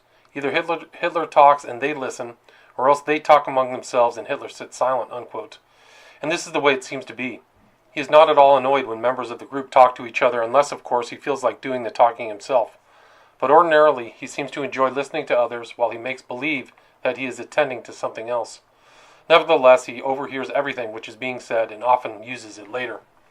However, he does not give credit to the individual from whom he has learned it, but simply gives it out as his own. Rauschning says, quote, he has always been a poseur. He remembers things that he has heard and has a faculty for repeating them in such a way that the listener is led to believe that they are his own, unquote. Rome also complained of this, stating, quote, if you try to tell him anything, he knows everything already. Though he often does what we advise, he laughs in our faces at the moment, and later does the very thing as if it were all his own idea and creation. He doesn't even seem to be aware of how dishonest he is, unquote. Another one of his tricks which drives people, and particularly his associates, to distraction, is his capacity for forgetting. This trait has been commented upon so much that it scarcely needs mentioning here. We all know how he can say something one day, and a few days later say the opposite, completely oblivious of his earlier statement.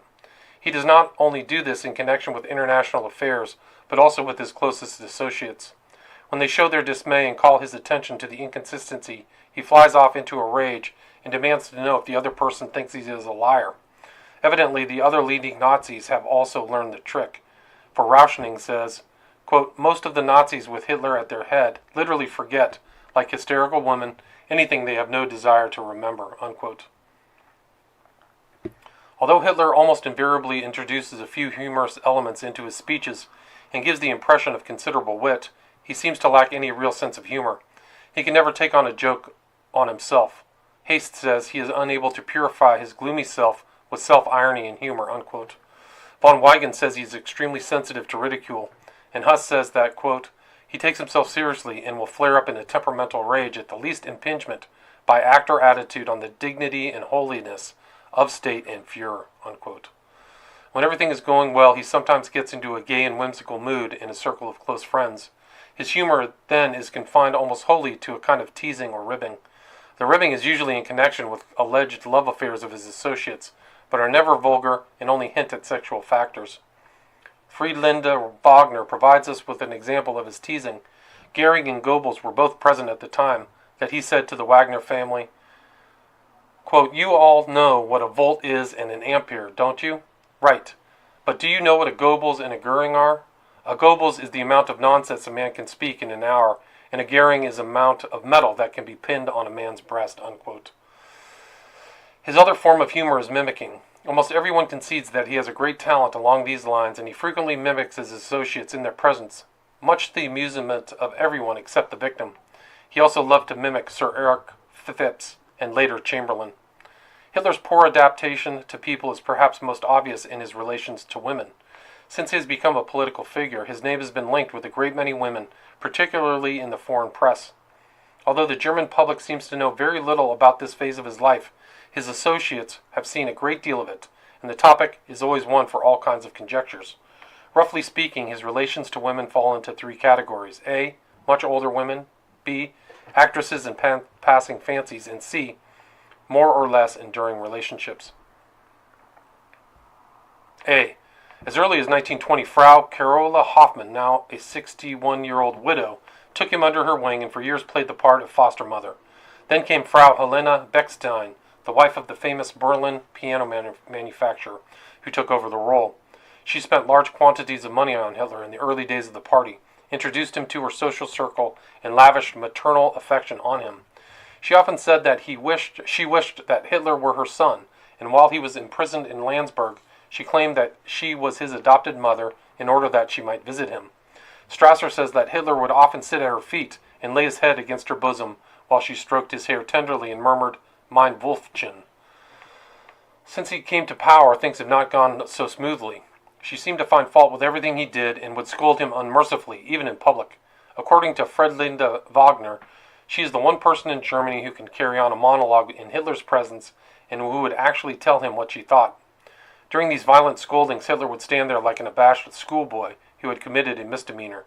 According to Hafstengel, Miss Bechstein had groomed Hitler in the expectation that he would marry her daughter, Lotte, who was far from attractive.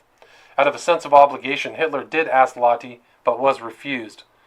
Miss Bechstein was disconsolate over the failure of her plans and began to criticize Hitler's social reforms as well as his actions. Nevertheless, Hitler made duty calls fairly regularly, even though he postponed them as long as possible. Then there was also Frau Victoria von Dirksen, who was alleged to have spent a fortune on him and his career, and a number of others. In more recent years, Miss Goebbels has taken over the role of foster mother and looks after his comforts, supervises his household, and bakes delicacies of which he is particularly fond. She too has been acting as a matchmaker in the hope that he might marry one of her friends and thereby draw the bond between them even tighter. To Ludica she complained, quote, "I am no good as a matchmaker. I would leave him alone with my most charming friends, but he wouldn't respond," unquote. There was also his half-older sister, Angela, who kept house for him at Munich and Berchtesgaden, and for a time seemed to play a mother's role. Winifred Wagner, the daughter-in-law of Richard Wagner, has also caused a great deal of comment. She is English by birth and from all accounts is very attractive and about Hitler's own age. She met Hitler in the early 1920s and since that time has been one of his staunch supporters. He became a frequent visitor at the Wagner home in Bayreuth, and after his accession to power, built a house on the Wagner estate for himself and his staff. After the death of Siegfried Wagner, reports all over the world had it that she would become Hitler's wife. But nothing happened in spite of the fact it seemed like an ideal union from the point of view of both parties. Nevertheless, Hitler continued to be a frequent guest at the Wagners. It probably was the nearest thing to a home he has known since his own home broke up in 1907. Miss Wagner undoubtedly did everything in her power to make him comfortable, and Hitler felt very much at home. There were 3 small children, a boy and 2 girls. One of them is our informant, Friedlinde, which added considerably to the home atmosphere. The entire family called him by his nickname Wolf and addressed him as Du. He felt so secure in this house that he often came and stayed without his bodyguard. He sometimes spent his Christmas holidays with the family and became very much a part of it. But further than that, he was unwilling to go, even though the marriage would have been exceedingly popular with the German people. Then there were a long line of passing fancies. For the most part, these were screen and stage stars. Hitler likes to be surrounded with pretty women and usually requests the moving picture companies send over a number of actresses whenever there is a party in the Chancellery. He seems to get an extraordinary delight in fascinating these girls with stories about what he is going to do in the future or the same old stories about his past life. He also likes to impress them with his power by ordering the studios to provide them with better roles or promising that he will see to it that they are starred in some forthcoming picture. Most of his associations with women of this type, and their number is legion, does not go beyond this point as far as we've been able to discover. On the whole, he seems to feel more comfortable in the company of stage people than with any other group, and often went down to the studio restaurants for lunch. See, there have been several other women who have played a more or less important role in Hitler's life. The first of which we have any knowledge of was Henny Hoffmann, the daughter of the official party photographer. Henny, according to reports, was little more than a prostitute and spent most of her time among the students in Munich, who alleged that she could be had for a few marks. Heinrich Hoffmann, her father, was a member of the party and a close friend of Hitler. By a queer twist of fate, Hoffmann had taken a picture of the crowds in Munich at the outbreak of the last war. Later, when Hitler became prominent in Munich politics, Hoffmann discovered Hitler in the picture and called it to his attention. Hitler was delighted and a close relationship sprung up between them. Hoffmann's wife was also very fond of Hitler and played a mother role towards him for a time. With the death of Mrs. Hoffman, the home went to pieces from a moral point of view and became a kind of meeting place for homosexuals of both sexes. There was a good deal of drinking and great freedom in sexual activities of all kinds. Hitler was frequently present at parties given in the Hoffman home and became very friendly with Henny. The relationship continued for some time until Henny, who was a very garrulous person by nature, got drunk one night and began to talk about her relationship to Hitler. Her father became enraged and for a time had little to do with Hitler. Up to this time, Hitler had steadfastly refused to have his photograph taken for publication on the grounds that it was better publicity to remain a mystery man, and also because if his picture appeared, it would be too easy to identify him when he crossed communist territories. Shortly after the above described episode, Hitler named Hoffman as official party photographer and gave him the exclusive right to his photographs. These privileges, so it is alleged, have, in the course of years, netted Hoffman millions of dollars. Among Hitler's associates, it was supposed that Hitler had committed some kind of sexual indiscretion with Henny and bought Hoffman's silence by granting him these exclusive rights. In any event, Henny was soon married to Baldur von Schirach, the leader of the Nazi youth movement who was reputed to be a homosexual. His family were violently opposed to the marriage, but Hitler insisted. All differences between Hitler and Hoffman seem to have disappeared, and today he is one of Hitler's closest associates and exerts a great personal influence on the Fuhrer. We shall consider the nature of Hitler's indiscretion later in our study, since it is not a matter of common knowledge and would lead us too far afield at the present time. After the Henny-Hoffman episode, Hitler began to appear in public with his niece, Geli, the daughter of his half-sister, Angela, who had come to keep house for Hitler in 1924. At the time this relationship matured, her mother had gone to Berchtesgaden and Hitler and Geli were living alone in his Munich flat. They became inseparable companions and the subject of much comment in party circles. Many of the members, particularly Gregor Strasser, felt that this was poor publicity and was creating a good deal of unfavorable talk. Other members had Hitler brought on the carpet to explain where he was getting the money to clothe Geli and sport her around if he was not using party funds for this purpose. Hitler became very jealous of Geli's attention and refused to let her go out with any other men. Some claim that he kept her locked in during the day when he could not take her with him. For several years the relationship continued over the opposition of the party. Then one day Geli was found dead in Hitler's apartment. She had died from a bullet fired from Hitler's revolver. There was considerable commotion. The coroner's verdict was suicide, but Geli was buried in hallowed ground by a Catholic clergy. There was much speculation whether she killed herself or was killed by Hitler. Whatever the facts may be, Hitler went into a profound depression which lasted for months. During the first days after the funeral, Gregor Strasser remained with him in order to prevent him from committing suicide. Ludicus says, quote, "The special quality of Hitler's affection for Geli is still a mystery to those closest to him," unquote. For a few years after Geli's death, Hitler had little to do with women, except in a very superficial way. Along about 1932, however, he became interested in Eva Braun, Hoffman's photographic assistant. This relationship did not develop very rapidly, but it has continued. In the course of time, Hitler has bought her many things, including high-powered automobiles and a house between Munich and Berchtesgaden, where it is alleged he frequently spends the night on the way to or from his country estate. Eva Braun is also frequently a guest at Berchtesgaden and in Berlin. Oxner was told that after one of her visits in Berchtesgaden, some of her underwear was found in Hitler's bedroom. Wiedemann, according to Hohenlohe, says that she has sometimes spent the entire night in Hitler's bedroom in Berlin. It is reported by Norbert that Eva moved into the Chancellery on December 16th of 1939, and it is said that Hitler intends to marry her when the war is over. Beyond that, we know nothing about this affair except that Eva Braun has twice tried to commit suicide, and that one of Hitler's bodyguards hurled himself from the Kelstein because he was in love with her but could not trespass on the Führer's domain. The affair with Eva Braun was not exclusive, however. During this period, he's also seen a good deal of at least two moving picture actresses. These have been much more enduring than most of his associations with actresses and much more intimate. Both of these girls were frequently invited to the Chancellery late at night and departed in the early hours of the morning. During their stay, they were alone with Hitler behind closed doors, so that not even his immediate staff knew what transpired between them. The first of these relationships was with Renate Müller, who committed suicide by throwing herself from the window of a Berlin hotel. The other was with Leni Riefenstahl, who continued to be a guest at the Chancellery up to the outbreak of the war. Hitler's associates know that in respect to women, Hitler is far from the ascetic he and the Propaganda Bureau would like to have the German public believe. None of them, with the possible exception of Hoffmann and Schaub, his personal adjutant, know the nature of his sexual activities. This has led to a great deal of conjecture in party circles. There are some who believe that his sex life is perfectly normal but restricted, others that he is immune from such temptations, and that nothing happens when he is alone with girls. Still others believe that he is a homosexual. The latter belief is based largely on the fact that during the early days of the party, many of the inner circle were well-known homosexuals.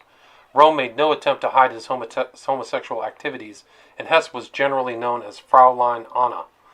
There were also many others, and it was supposed for this reason that Hitler too belonged to this category. In view of Hitler's pretense at purity and the importance of his mission for building a greater Germany, it is extraordinary that he should be so careless about his associates. He has never restricted them in any way except at the time of the Blood Purge in 1934, when his excuse was that he had to purge the party of these undesirable elements. At all other times he has been liberal to a fault. Lochner reports, quote, "The only criterion for membership in the party was that the applicant be unconditionally obedient and faithfully devoted to me. When someone asked if that applied to thieves and criminals, Hitler said, 'Their private lives do not concern me,'" unquote. Lüdecke claims that in speaking of some of the moralists who were complaining about the actions of his SA men, Hitler said, quote, "He would rather his SA men took the women than some fat-bellied money bag. Why should I concern myself with the private lives of my followers? Apart from Röhm's achievements, I know that I can absolutely depend on him," unquote. Rauschning says that the general attitude in the party was, do anything you like, but don't get caught at it. This attitude towards his associates certainly did not make for high standards in the party. Captain von Mucke resigned from the party on the grounds that the Völkische Partei is no longer the party of the right people. It is run down and corrupt. In short, this is a mess. Rauschning expresses a similar sentiment. Quote, "Most loathsome of all is the reeking miasma of furtive, unnatural sexuality that fills and fouls the whole atmosphere around him, like an evil emanation. Nothing in this environment is straightforward. Surreptitious relationships, substitutes and symbols, false sentiments and secret lusts. Nothing in this man's surroundings is natural and genuine. Nothing has the openness of a natural instinct," unquote. One of Hitler's hobbies, which is carefully hidden from the public, is his love for pornography. He can scarcely wait for the next edition of Der Stürmer to appear, and when it reaches him, he goes through it avidly. He seems to get great pleasure out of the dirty stories and the cartoons that feature this sheet. To Rauschning, Hitler said that the Stürmer was a form of pornography permitted in the Third Reich. In addition, Hitler has a large collection of nudes, and according to Hafstengel and others, he also enjoys viewing lewd movies in his private theater, some of which are prepared by Hoffmann for his benefit.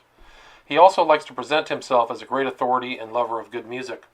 One of his favorite pastimes is to lecture on Wagner and the beauty of his operatic music. There can be no doubt concerning his enjoyment of Wagnerian music and that he gets considerable inspiration from it. Oxner reports that he has been able to observe Hitler closely while he was listening to music and saw grimaces of pain and pleasure contort his face, his brows knit, his eyes close, his mouth contract tightly. Hitler has said, quote, "For me, Wagner is something godly, and his music is my religion. I go to his concerts as others go to church," unquote.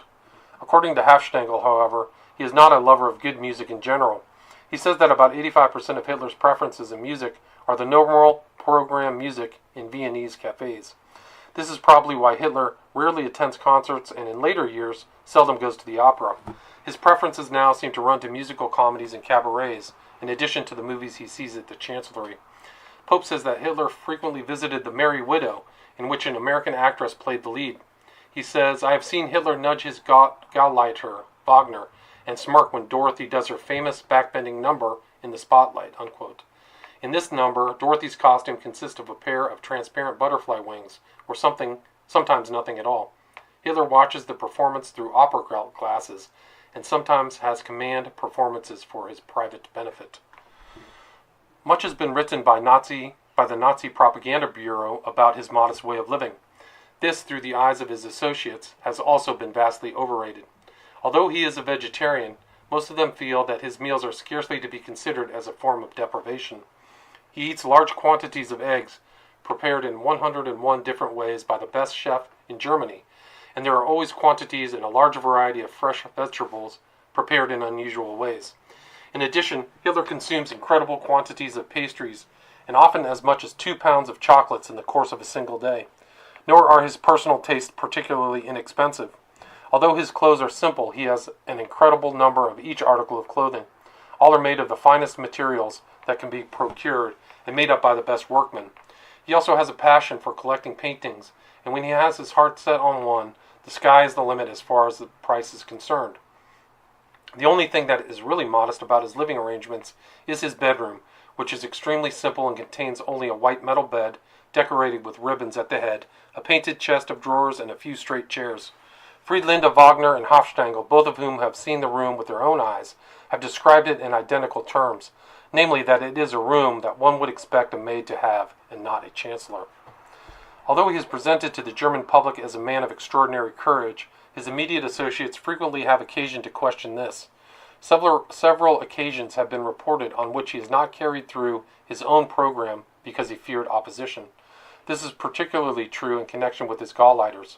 He seems to have a particular fear of these people, and rather than meet opposition from them, he usually tries to find out on which side of an issue the majority have aligned themselves before he meets with them.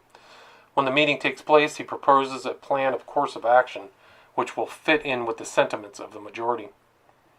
According to Hohenlohe, he also backed down before 3 army generals when they protested against the rapid developments in the Danzig question, and that before Munich he decided to postpone the war because he discovered that the crowds watching the troops marching under the chancellery windows were unenthusiastic.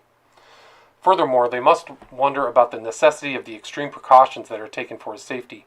Most of these are carefully concealed from the German public. When Hitler appears, he looks for all the world like an extremely brave man as he stands up in the front seat of his open car and salutes. The people do not know of the tremendous number of Secret Service men who constantly mingle with the crowds, in addition to the guards who line the streets through which he is to pass. Neither do they know of all the precautions taken at the Chancellery or Berchtesgaden. Before the war, his house at Berchtesgaden was surrounded with 8 miles of electrified wire. Pillboxes and anti-aircraft batteries were set up in the surrounding hills.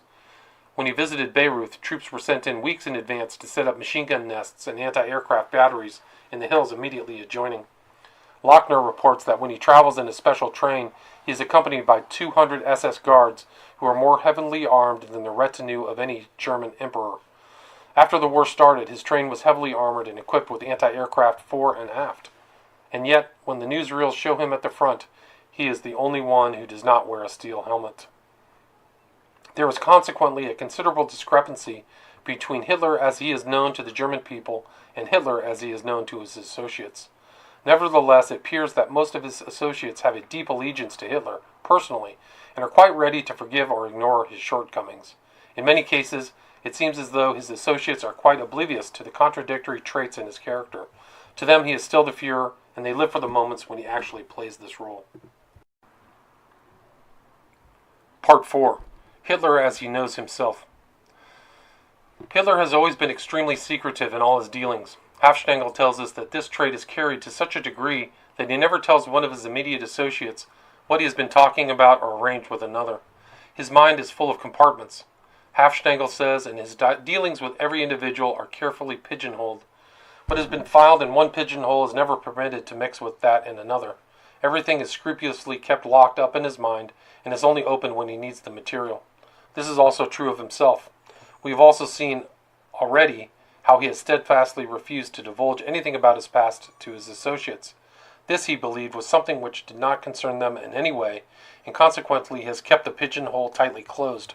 He talks almost continually about everything under the sun, except himself. What really goes on in his mind is almost as great a mystery as his past life. Nevertheless, it would be helpful and interesting to open this pigeonhole and examine its contents. Fortunately, a few fragments of information concerning his past life have been unearthed in the course of time, and these are extremely valuable as a background for understanding his present behavior. Then, too, we have records and attitudes and sentiments expressed in speeches and writings.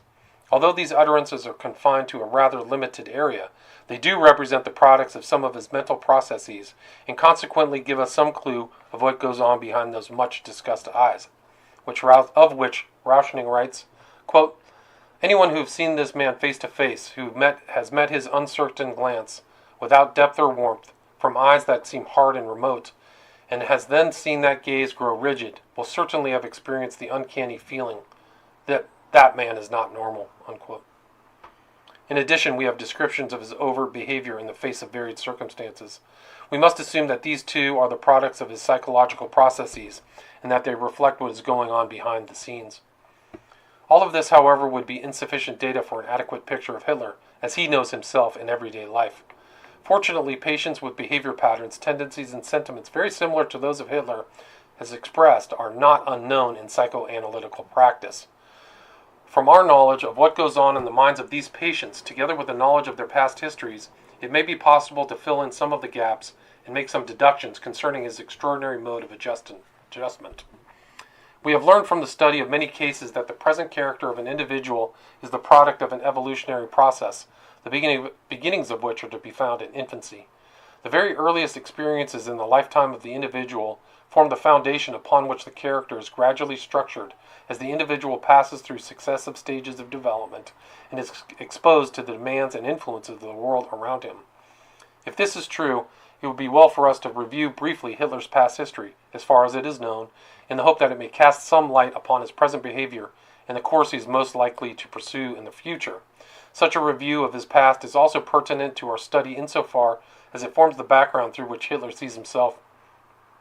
It is a part of him he must live with, whether he likes it or not. The Hitler family. Father. There is a great deal of confusion in studying Hitler's family tree. Much of this is due to the fact that the name has been spelled in various ways: Hitler, Hidler, Heidler, and Hütler. It seems reasonable to suppose, however, that it is fundamentally the same name spelled in various ways by different members of what was basically an illiterate peasant family. Adolf Hitler himself signed his name Hitler, Hittler, on the first party membership blanks, and his sister usually spells her name Hiedler. Another element of confusion is introduced by the fact that Adolf's mother's mother was also named Hitler, which later became the family name of his father. Some of this confusion is dissipated, however, when we realize that Adolf's parents had a common ancestor, father's grandfather and mother's great-grandfather, an inhabitant of the culturally backward Waldviertel district of Austria. Adolf's father, Alois Hitler, was the illegitimate son of Maria Anna Schicklgruber. It is generally supposed that the father of Alois Hitler was Johann Georg Heidler, a miller's assistant. Alois, who, however, was not legitimized and bore his mother's name until he was 40 years of age when he changed it to Hitler. Just why this was done is not clear, but it is generally said among the villagers that it was necessary in order to obtain a legacy. Where the legacy came from is unknown. One could suppose that Johann Georg Heidler relented on his deathbed and left an inheritance to his illegitimate son together with his name. It seems strange, however, that he did not legitimize the son when he married Anna Schicklgruber 35 years earlier. Why the son chose to take the name Hitler instead of Heidler, if this is the case, is also a mystery which has remained unsolved.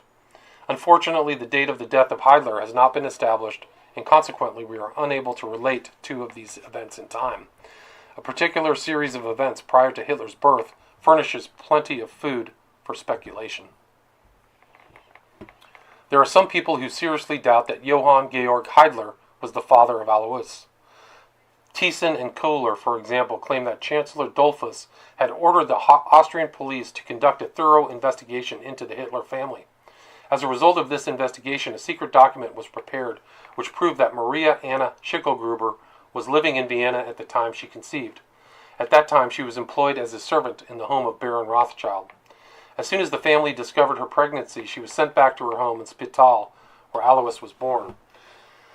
If it is true that one of the Rothschilds is the real father of Alois Hitler, it would make Adolf a quarter Jew. According to these sources, Adolf Hitler knew of the existence of this document and the incriminating evidence it contained. In order to obtain it, he precipitated events in Austria and initiated the assassination of Dollfuss. According to this story, he failed to obtain the document at that time, since Dollfuss had it secreted and had told Schuschnigg of its whereabouts so that in the event of his death, the independence of Austria would remain assured. Several stories of this general character are in circulation. Those who lend credence to this story point out several factors which seem to favor its plausibility. A. That it is unlikely that the miller's assistant in a small village in this district would have very much to leave in the form of a legacy. B. That it is strange that Johann Heidler should not claim the boy until 35 years after he had married the mother and the mother had died. C. That if the legacy were left by Heidler on the condition that Alois take his name, it would not have been possible for him to change it to Hitler. D. That the intelligence and behavior of Alois was, as well as that of his two sons, is completely out of keeping with that usually found in Austrian peasant families. They point out that their ambitiousness and extraordinary political intuition is much more in harmony with the Rothschild tradition. E. That Alois Schicklgruber left his home village at an early age to seek his fortune in Vienna, where his mother had worked. F. That it would be peculiar for Alois Hitler, while working as a customs official in Braunau, to choose a Jew named Prince of Vienna to act as Adolph's godfather unless he felt some kinship with the Jews himself. This is certainly a very intriguing hypothesis, and much of Adolph's later behavior could be explained in rather easy terms on this basis.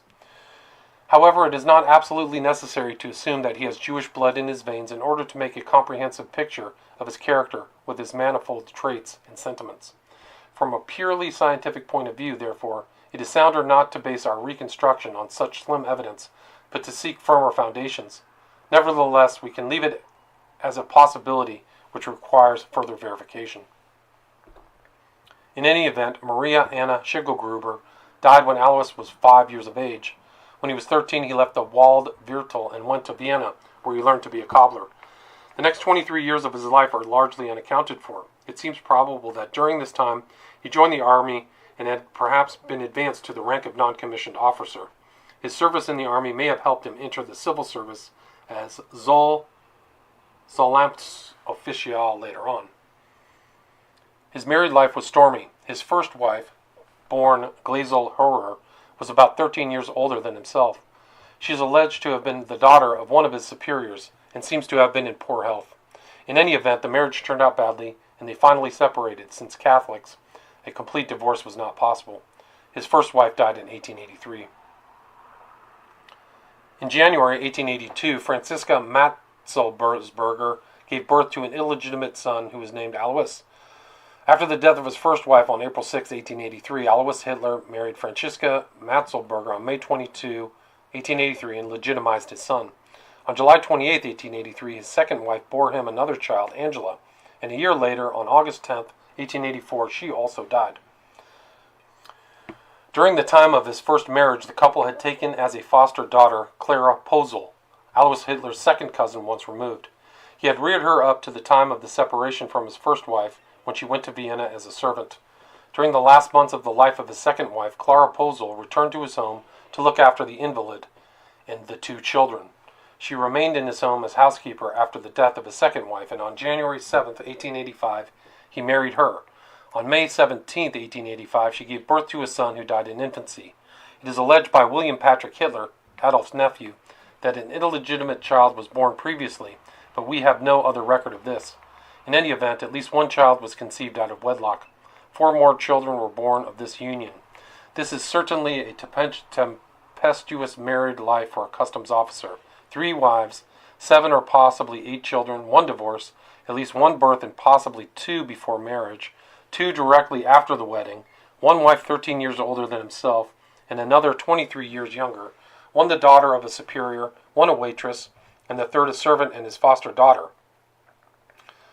All of this, of course, has never been mentioned by Hitler. In Mein Kampf, he gives a very simple picture of conditions in his father's home. Relatively little is known about Alois Hitler.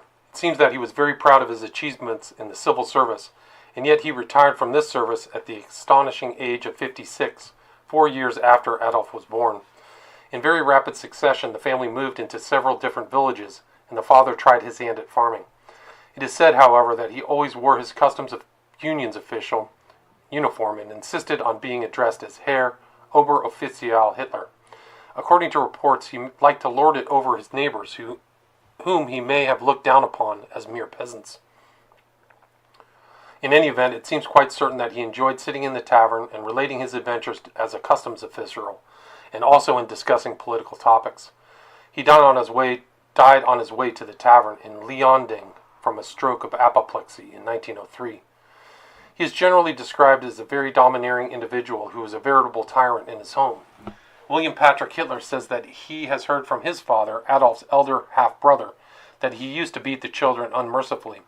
On one occasion it is alleged that he beat the older son into a state of unconsciousness, and on another occasion beat Adolph so severely that he left him for dead. It is also alleged that he was somewhat of a drunkard, and that frequently the children would have to bring him home from the taverns. When he reached home, a grand scene would take place during which he would beat his wife, children, and dog rather indiscriminately. Although this story is rather generally accepted, it is probably an exaggeration. Haydn, who interviewed a number of the villagers in various places where the family had lived, could not find substantiating evidence. Many found the old man rather amusing and claimed that his home life was fairly happy and quiet, except when his wife's sister came to visit with the family. Why this should be a disturbing factor is unknown. Haydn suspects that the legacy was a bone of contention. There is also some doubt about the complexion of Alois Hitler's political sentiments. Hannisch reports, quote, Hitler heard from his father only praise of Germany and all the faults of Austria, unquote. According to Haydn, more reliable informants claim that the father, though full of complaints and criticisms of the government he served, was by no means a German nationalist. They say he favored Austria against Germany, and this coincides with William Patrick Hitler's information that his grandfather was definitely anti-German, just as his own father was. Mother. Clara Polzel, as has been said, was the foster daughter of her husband, and 23 years his junior. She came from old peasant stock, was hard-working, energetic, pious, and conscientious. Whether it was due to her years of domestic service or to her upbringing, her home was always spotlessly clean. Everything had its place, and not a speck of dust was to be found on the furniture. She was very devoted to her children, and according to William Patrick Hitler, was a typical stepmother to her stepchildren. According to Dr. Bloch, who treated her, she was a very quiet, sweet, affectionate woman whose life centered around her children and particularly Adolph, who was her pet. She spoke highly of her husband and the life they had together. She felt it was a real deprivation for the children to have lost their father while they were still so young. One could question her background. Her sister is married and has 2 sons, one of whom is a hunchback and has an impediment in his speech. When we consider that Clara Polzel may have lost one child before her marriage to Alois Hitler, another son born in 1885 who died in 1887, another son born in 1894 who died in 1900, and a girl who was born in 1886 and died in 1888, one has grounds to question the purity of the blood. There is even cause for greater suspicion when we learn from Dr. Bloch that he is certain that there was a daughter slightly older than Adolph who was an imbecile. He is absolutely certain of this because he noticed at the time that the family always tried to hide the child and keep her out of the way when he came to attend the mother. It is possible that this is Ida, who was born in 1886 and who is alleged to have died in 1888, except that Dr. Bloch believes this girl's name was Clara. He may, however, be mistaken in this particularly, since both names end in an A, and he never had any close contact with her. There is no other mention of a Clara anywhere in the records. The younger sister Paula is also said to be a little on the stupid side, perhaps a high-grade moron. This is certainly a poor record, and one is justified in suspecting some constitutional weakness. A syphilitic taint is not beyond the realm of possibility. The mother died following an operation for cancer of the breast in December 21st, 1907. All biographers have given the date of her death as December 21st, 1908, but Dr. Bloch's records show clearly that she died in 1907, and John Gunther's record in the inscription of her tombstone corroborates this. The last 6 months of her life were spent in extreme pain, and during the last weeks it was necessary to give her injections of morphine daily. It is often alleged that she was of Czech origin and spoke only a broken German, and that consequently Adolf may have been ashamed of her among his playmates. This is almost certainly untrue. Dr. Bloch reports that she did not have any trace of an accent of any kind, nor did she show any Czech characteristics. Alois Hitler's first wife was of Czech origin, and later writers may have confused her with Adolf's mother. Siblings. Alois Jr. Alois Jr. was born on January 13, 1882, the illegitimate son of the father's second wife, but was born during the lifetime of the first wife. He is the father of William Patrick Hitler, one of our informants. He seems to have taken very much after his father in some respects. He left the parental home before the death of his father because, according to his son, he could no longer tolerate it. His stepmother, according to the story, made life very difficult for him and continually antagonized her husband against him. It seems that Alois Jr. had considerable talent for mechanical pursuits, and his father had planned on sending him to a technical school for training as an engineer. Until his third marriage, his father was very fond of his oldest boy, and all his ambitions were wrapped up in him. But the stepmother systematically undermined this relationship, and finally persuaded the mother that Alois Jr. was unworthy and that he should save his money for the education of her son, Adolph. She was finally successful, and Alois Jr. was sent away from home as an apprentice waiter. Evidently, the profession of waiter did not intrigue him, for in 1900 he received a 5-month sentence for thievery, and in 1902 he was sentenced to 8 months in jail for the same reason. He then went to London, where he obtained a position as a waiter, and in 1909 married Bridget Dowling, an Irish girl. In 1911, William Patrick Hitler was born, and in 1913 his father deserted the family and returned to Germany. The family was not a happy one, and broke up several times in the course of these 4 years. It is alleged that the father drank quite frequently, and then would come home and create tremendous scenes during which he frequently beat his wife and tried to beat the small infant. During these 4 years, when his mother and father had separated for a time, his father did go to Vienna. This would agree with Hafschnagel's conviction that Alois Jr. was in Vienna at the same time that Adolf was there. In 1924, Alois Jr. was brought before the court of Hamburg and charged with bigamy. He was sentenced to 6 months in prison, but since his first wife did not prosecute, the sentence was suspended. He has an illegitimate child by the second wife who lives in Germany. During all these years, he has never sent any money for the support of his first wife or child. Up until the time of the inflation, it is alleged that he had a very successful business in Germany. The business failed, and he has had various jobs up until 1934, when he opened a restaurant in Berlin, which became a popular meeting place for SA men. According to the son, Alois Jr. heartily disliked Adolf as a boy. He always felt that Adolf was spoiled by his mother, and that he was forced to do many of the chores that Adolf should have done. Furthermore, it seems that Adolf occasionally got into mischief with his mother, which his mother would blame on Alois, and Alois would have to take the punishment from his father. He used to say that as a boy he would have liked to have wrung Adolf's neck on more than one occasion, and considering the circumstances, this is probably not far from the truth. Since Hitler came to power, the two brothers have practically no contact with each other. They have come together a few times, but the meeting is usually unpleasant, with Adolf taking a very high-handed attitude and laying down the law to the rest of the family. Alois Jr. is not mentioned in Mein Kampf, and only a few people in Germany know of his relationship to Hitler. According to a newspaper report, he was sent to a concentration camp in 1942 because he talked too much. William Patrick Hitler. He is a young man of 32, the son of Alois Jr., who has not amounted to much. Before his uncle came to power, he worked as a bookkeeper in London. When his uncle became famous, he obviously expected that something would be done for his family. He gave up his job in London and went to Germany, where he had some contact with Adolf Hitler. The latter, however, was chiefly interested in keeping him undercover, and provided him with a minor job at the Opel automobile company. It is my impression that William Patrick was quite ready to blackmail both his father and his uncle, but that things did not work out as planned. He returned to England, and as a British subject came to this country, where he is a professional speaker. He is also engaged in writing a book about his associations and experiences in Hitler's Germany. Angela. She is an elder half-sister of Adolf. She seems to be the most normal one in the family, and from all reports is rather a decent and industrious person.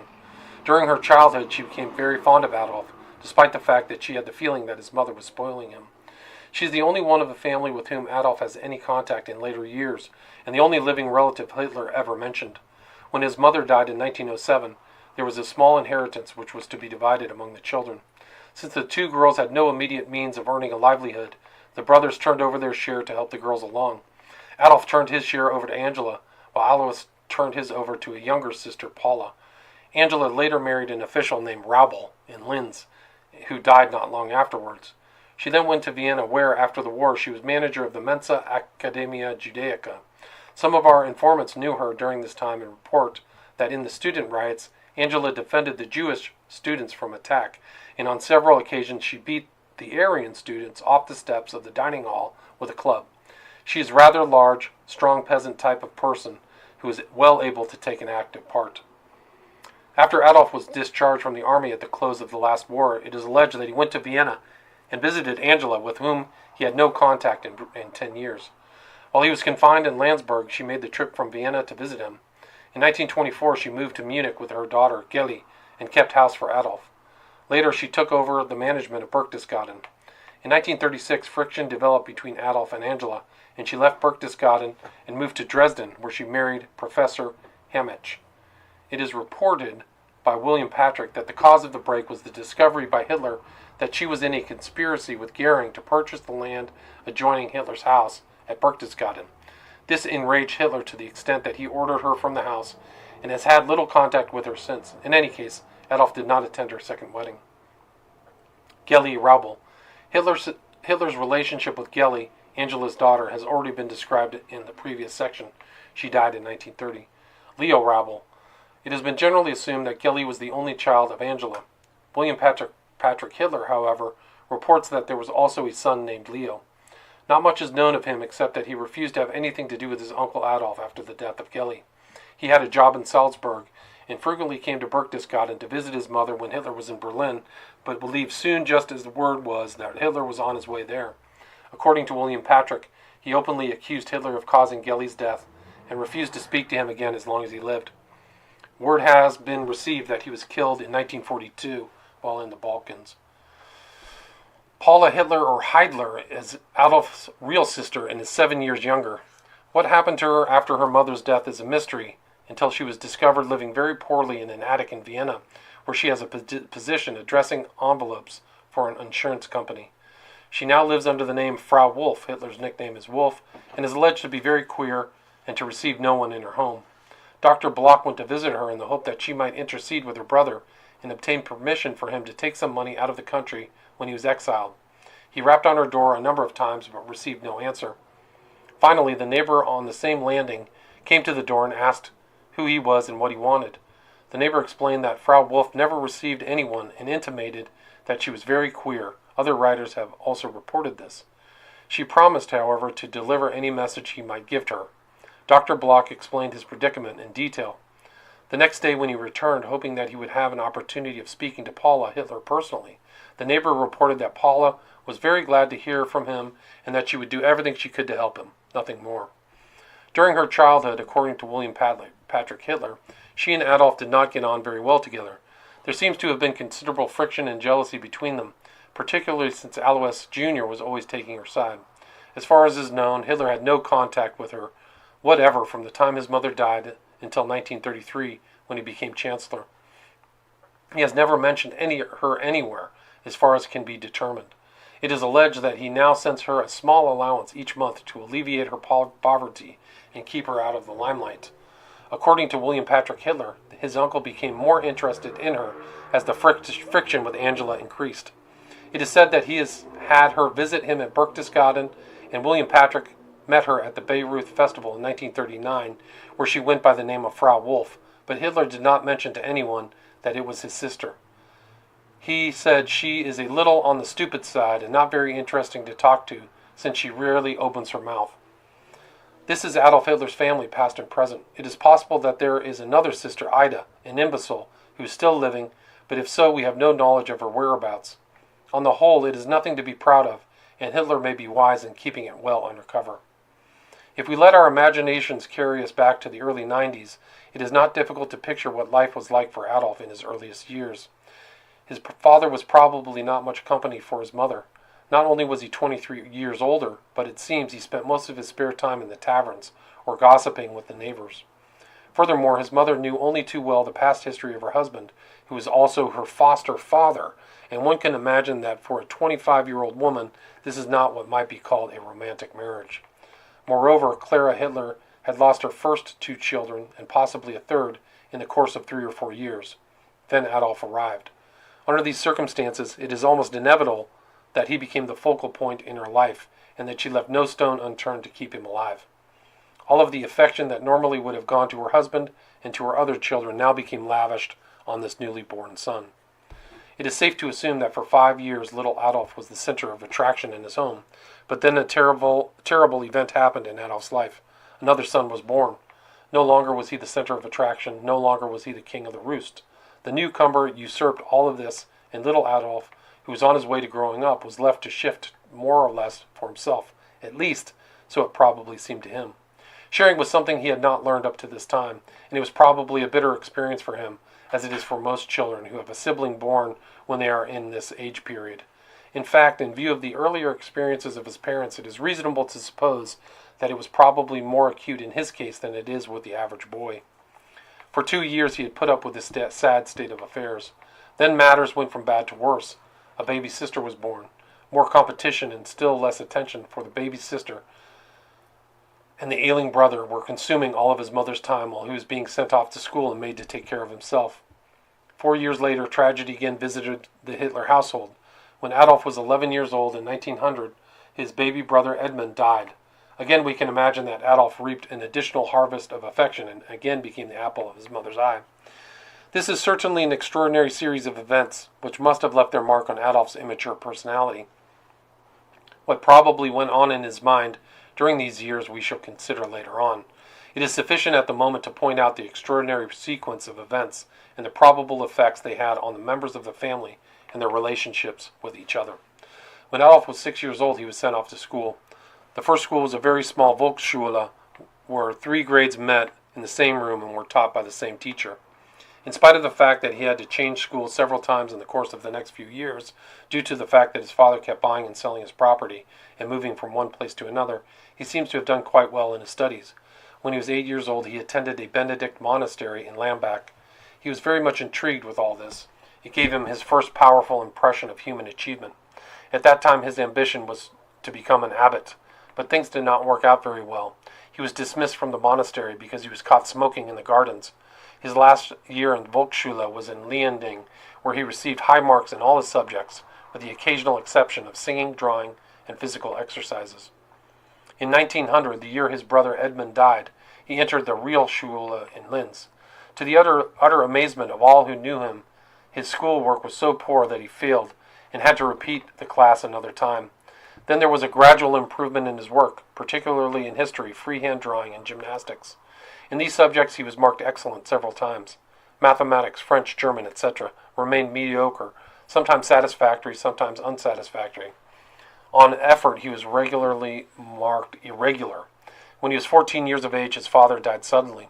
The following year he left the Realschule in Linz and attended the one in Steyr. We do not know why this change was made. Dr. Bloch is under the impression that he was doing badly toward the end of the year in the Linz school and was sent to Styria because it had the reputation of being easier. But his performance there was very mediocre. The only 2 subjects in which he excelled were freehand drawing, in which he was marked praiseworthy, and gymnastics, which he received the mark excellent. In the first semester, German language was unsatisfactory, and history it was adequate. All of this is beautifully glossed over in Hitler's description of these years. According to his story, he was at odds with his father concerning his future career as an artist, and in order to have his own way, he sabotaged his studies, at least those he felt would not contribute to an artist's career, and history, which he says always fascinated him. In these studies, according to his own story, he was always outstanding. An examination of his report cards reveals no such thing. History, even in his last year in Realschule, is adequate or barely passing, and other subjects which might be useful to an artist are in the same category. A better diagnosis would be that he was an outstanding in those subjects which did not require any preparation or thought, while in those that required application he was sadly lacking. We frequently find report cards of this type among our patients who are very intelligent but refuse to work.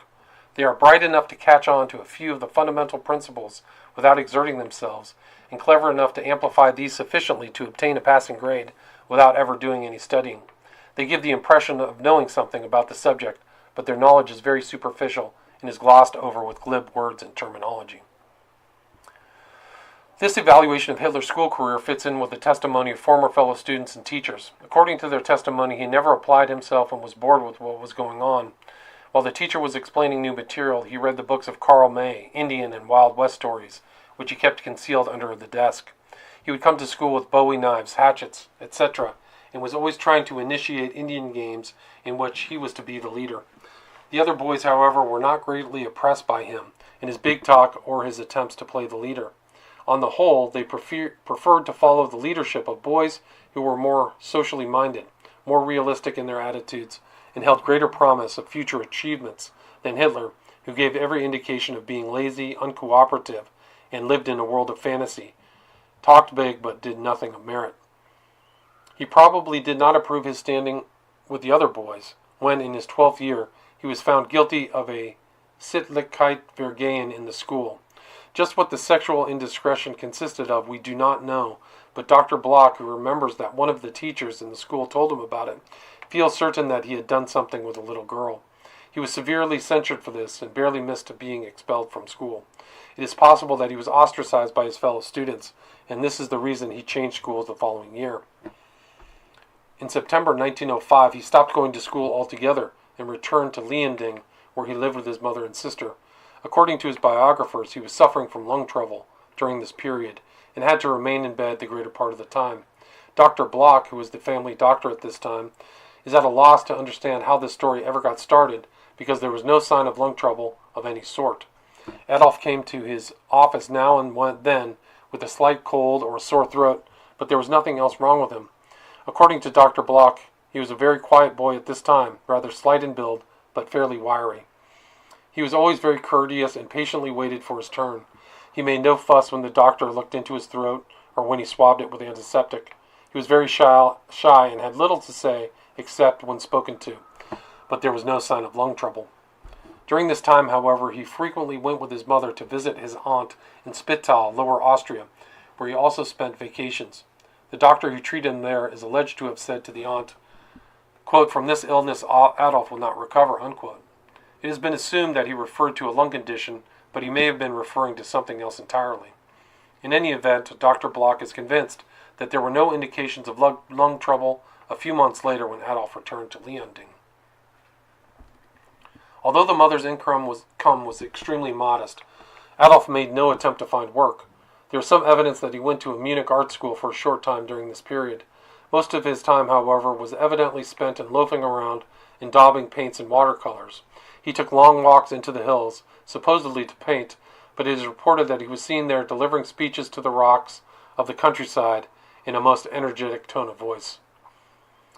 In October 1907, he went to Vienna to prepare himself for the state examinations for admission as student to the Academy of Art.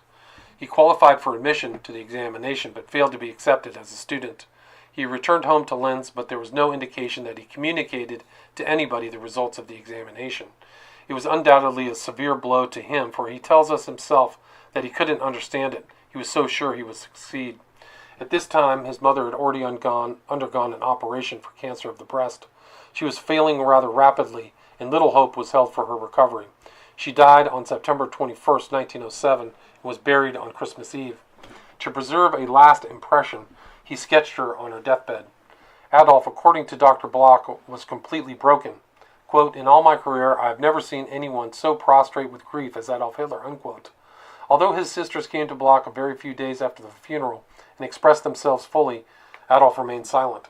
As the little group left, he said, "I shall be grateful to you forever." After the funeral, he stood at her grave for a long time after the sisters had left. The bottom had obviously fallen out of his world. Tears came into Dr. Block's eyes as he described the tragic scene. His mother would turn over in her grave if she knew what he turned out to be. This was the end of Adolf Hitler's family life.